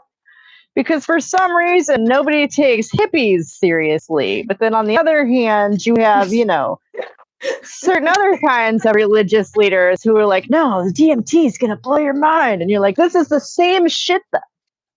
Yeah, this is the same like we've been down this road before, and I thought we should have, you know, you have to come down eventually, and then you have to actually deal with your problems, you know. It's so yeah. The amount of like, and I don't want to give away too much because it's sort of the main theme is a little bit of a surprise. I don't know. Nobody's watching anyway. It's more like the right-wing tech fucking influencers, like the small little, like, you know, tech bros or whatever, the right wing version. Yeah, some of them are really, really like are into the whole DMT taking. Yes. And thinking, Yes. And in my doing my research, I may have found next month's video too, because there's actually an underground movement trying to revive Christianity with psychedelics. And I'm like, you guys. yeah. Well, for example, one of the biggest ones that I first realized that was like a thing that was happening was What a Cultist, who's like this right wing idiot. He was just Wait, a who? YouTuber who like would do alt versions of history, but like Yeah. but he doesn't understand history and doesn't understand much. And he has like, he's a weird guy. But they were really I trying love to pump shit him like up, this. right? And put him out there as like being the smart intellect. He's not. He's like, I don't even know if he fucking graduated high What school. if all history? Yeah, right. Yeah. And And then he went had a off on like, psychosis from the DMT and went on this fucking 10-hour like multi-video fucking escapade of him talking about how he speaks to Odin. I almost forgot God, him. Yeah. and that he is going to be the disciple of this message, and he's going to tell you what God's saying to him so that you better fall in line, like trying to like establish a cult. And he goes off about it, like his like thoroughly goes into his whole life story, which are could be partially delusional or not, but like he's talking about how his sister, and it seemed like he makes a claim that his mother was crazy. He worked for the CIA, but didn't work with the CIA. But like, it works for the government of agriculture. Then all of a sudden, like she's right wing, that she's liberal and leftist and communist and like and Maoist, and like it makes no sense. Like it's so contradictory. And that his father had mercury poisoning. See, I didn't even get into watching all his specific claims about everything. He I was just deleted all of it, right? When it came out, Mhm. he published it, but then he deleted everything. Right. Well, because But it like was too late. eventually you have to come back down. And then that whole trying to push him to influence people went straight down, and boom, it crashed right after that one. Yeah. Like, oh, I can't use him anymore to try to influence because look at this shit. And that's all because y'all decided to take him to get some DMT. Like that's what happened. You fucked him up. You literally like brain rotted him. Right. And I found the one lady who makes like my favorite point of this whole debate, which was that if this shit was going to turn people into, you know, the most just perfect human being, this most giving and wonderful and wise human, like wouldn't have happened by now? Wouldn't we just have droves of like enlightened people fucking walking around out there? Like, where are they all? There was also something that actually happened from a guy who lived on my island who he kept going to South America and doing DMT, this guy. And there's this big controversy because he was getting executed. But the reason, because he fucking killed an indigenous woman who helped with certain DMT ceremonies. He kept trying to harass her for more DMT, and he shot her to death.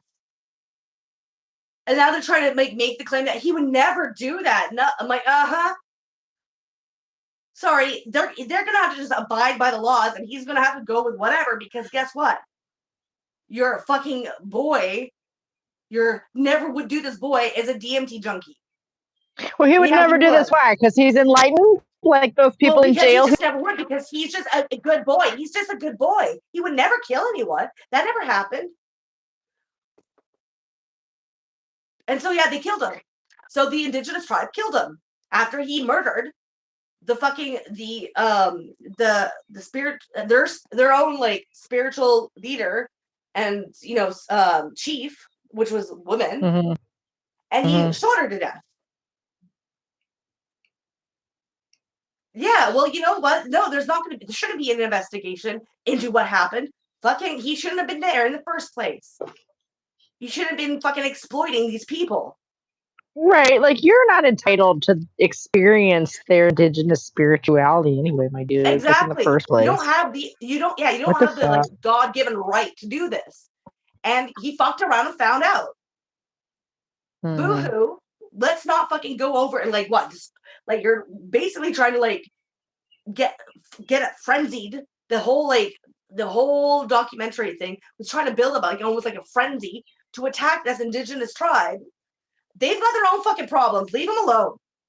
The guy chose to go there. He fucked around, found out, murdered their fucking leader. Their fucking like, the tribeswoman, and yeah, he paid the consequences for doing that. Oh well, justice was served. Leave it alone. Leave them alone. Just leave them alone. Just stop. The Like, the brown people lynched the white guy. They don't like that very much. no. Anyways, the guy is from where I'm from. Like, I didn't Yeah. know him, but like, I was like, whoa, from Right. the island? Like, yeah. I'm like, yeah, I know the guy. Like, I know this island is like full.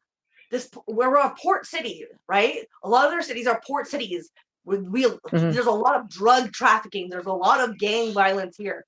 Like hell, he was going there just to be spiritually fulfilled. He was a junkie, probably. He was probably doing a shit ton of drugs, and he wanted DMT because he thought he was owed it. And when he wasn't given to it, he decided to murder. After like already being let to have that experience, that wasn't enough for him. Like that's what happened. So don't fucking try to make this fucking guy out to be like this sort of like, soft, caring, good guy. The guy was a dick, and he got what he was coming to him. No, but he was looking for spiritual enlightenment. Only good people Yeah, do that's that. all that supposedly he was looking for. Oh yeah. No, I don't buy the for one bet. He was probably a fucking meth head or a fucking fentanyl junkie. Like, let's be real. I know the kind of people that Nice. are here, and we get a No, lot of and shit I from the wonder sometimes about like, you hear about people who are addicted to plastic surgery. I'm like, no, they're addicted to painkillers. Okay, that's what they're addicted to. Like, Oh, my prescription ran out. I gotta go get my nose done again. Like, hello. yeah, maybe both. I mean, maybe, but like, I don't know. I don't know. think I've maybe heard both. people I get think a maybe both. I think people have maybe. this weird body like mutilation like fetish going on out there. I do think that that's a thing. I think people like the fact that it's like a self-harm. Yeah. Or a power trip, or both, maybe. Who knows? Yeah. Either way, they look freaky and uncanny. Oh and my they high as gosh, fuck. yeah. And they high as fuck. Oh, I'm so looking forward to like aging in the public eye and not doing any of that. I know. Mm. I know. Fuck, man. Yeah. Like sincerely, that's all you have to do. I ain't gonna be fucking doing no plastic surgery on no part of me. Nope. I ain't No, fucking doing that. no. And like, not to sound like big on myself, but hopefully the YouTube channel is going to do something this year, and it's supposed to be on track to do. I don't know. It's like, I mean, my funding fell through this month, and I'm pretty sad about that. But long story short, hopefully I'm getting somewhere in the next year or two, and like, that's all you have to do to get praised these days is just not have any plastic surgery done. I just have lines in my forehead. See, look at that. Wow. Yep, I've got wrinkle. I don't care if I get gray hair. I don't care. I really could give less of a fuck. Yeah, that's not why I dyed my hair, to cover up the grays. Actually, it's weird because it's like, I don't know. On the one hand, I feel like it makes me look like shallow to keep dyeing my hair, But no, on the other hand, there is one thing I do, and that is have nails. Right? I mean, that's it. But that's because I don't like the feel of things touching my tips of my fingers. I can't grow them myself. So yeah, I don't like the feeling of things touching my fingertips because it feels really weird because I've always had long nails. And then taking them off, I tried so hard, but like I hate the feeling of touching things with the tips of my fingers. Hate it. That's hilarious because I'm the exact opposite. That's why I can't have long nails. I can't stand not being able to touch things with it is. Oh yeah, So no, like it's just because respect, I guess. it's just because You I've worn know, nails so long before when I was younger. So no, it's it's the just funny. one It's thing that I basically the can't get same over. I thing, hate but like touching things. I hate the feel of it. It feels so weird. And I my hate having shit fingers on my fingers. nails I are hate it. really just are crap, and they've always been crap. Like I've never had moons on my nails ever, Ah, and they kind of go upward. They slant upward like this. They're really thin. They oh break all the time, wow. so I can't even grow them naturally. Like they don't grow. Mm, hmm It's a genetic thing. My mom has the same thing. Ryder has the same thing mm. too. My kid. So yeah. Yeah. That's the one thing. That's the only one superficial thing that I adorn myself with is just nails.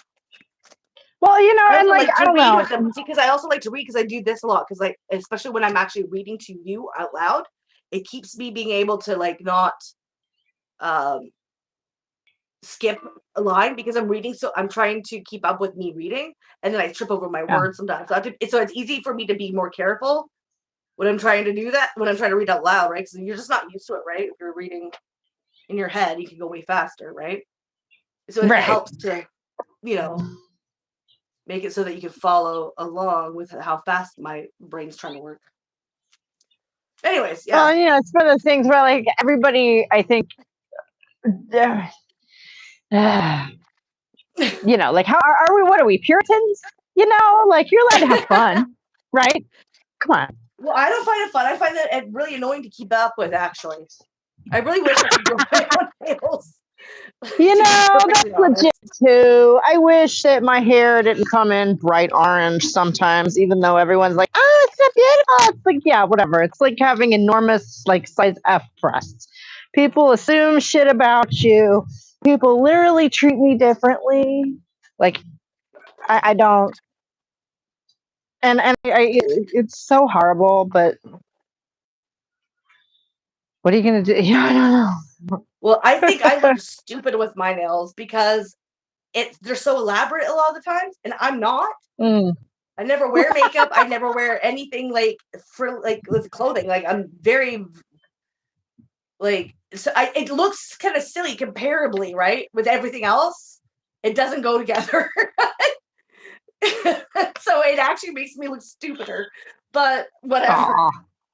I think. See, Anyways, I don't know. I don't. I like a little bit of contrast personally. Like if the rest of Well, you there you were go. as done Thank up you. as your nails are, I feel like that would be way too much. You know? Thank you. Thanks. And people do compliment all the time, but I feel really weird about it. Because I'm like, don't look at them. Oh, oh. I'm like, they're And not. then that's Like, all it you want looks to put weird on on me camera. because, That's like, I funny. literally have like very, I guess, people would consider masculine qualities because my hair is really short. I never wear makeup. I don't do like dye Yeah, anything. I'm yeah, very my clothing is very practical. Most of my clothing is men's. Then I yeah. have these really fancy nails. They're like, don't call it out. Like, I know you're trying to be nice. Don't. You're trying to find something nice to compliment me on, Oh, but don't. I really would oh. rather not.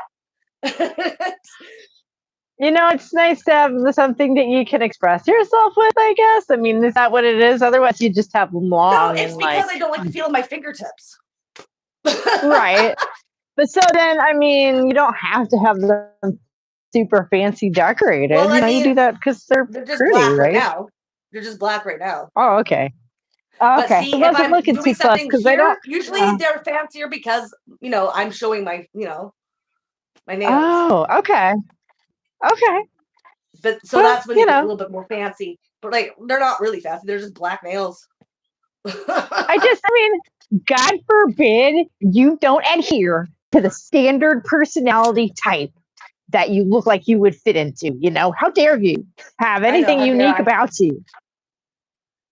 I think I look pretty unique That's though. not But allowed. that's how I don't pretty up. Or I look trans. I don't know. Well, you don't I mean, sound trans. I don't know I what to guess the say. nails help to secure that maybe I'm non-binary. I don't know. When I looked at people, See, I don't oh know. my God. Don't get me started on that nonsense either because non binary is so dumb. the whole thing is kind of No, I know the whole thing is like nonsensical, but that one's just dumb, you know. Like, yeah.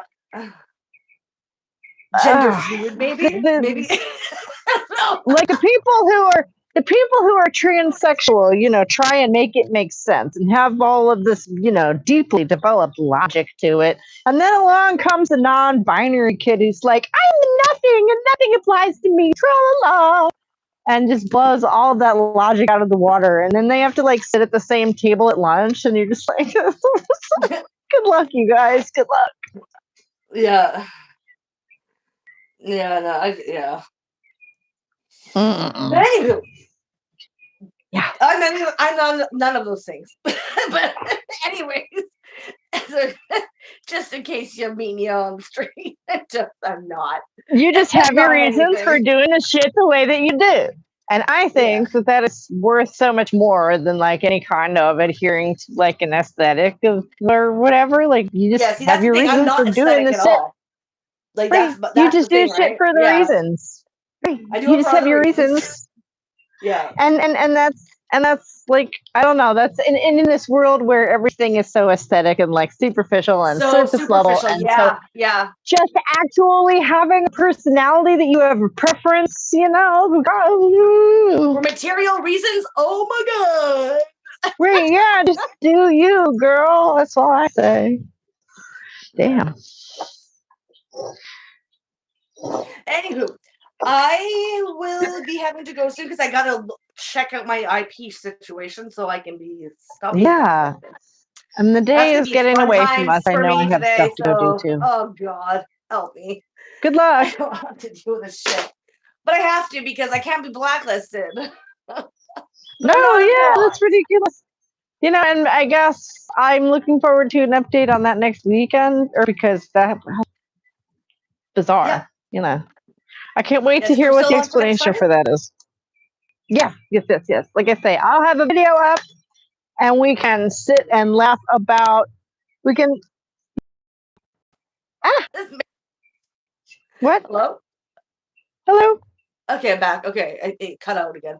But yeah, no, maybe I'm just a troublemaker and they're just doing it because I'm a troublemaker. I always go on my massive rants no matter where I'm at. And even then it just it makes people feel awkward. I don't know. So they just like, oh, put her as a bot. She just go away. No. At a random geology site. They're like, bitch is getting political.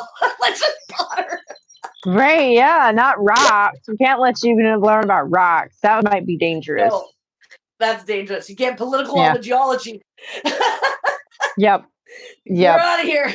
Rocks are extremely polarizing. We all know it. Well, it could be. I guess, maybe. You know, I think that might be a unifying factor. I think most people like rocks. In my experience. But anyways, yeah, so I'm going to be doing that today. And yeah, that's about it. So I have to get going. Yeah, right on. Good luck. I'm going to take the kids to the park and go do other momly stuff. So I will see you next week. Lovely. And we can See laugh you about next week. hippies. And I'll give you an update too when next Friday. Yeah. All right. Yeah. Bye, everyone. All right. Bye. Bye, guys. Bye bye. Oh my God, Owen. Come on.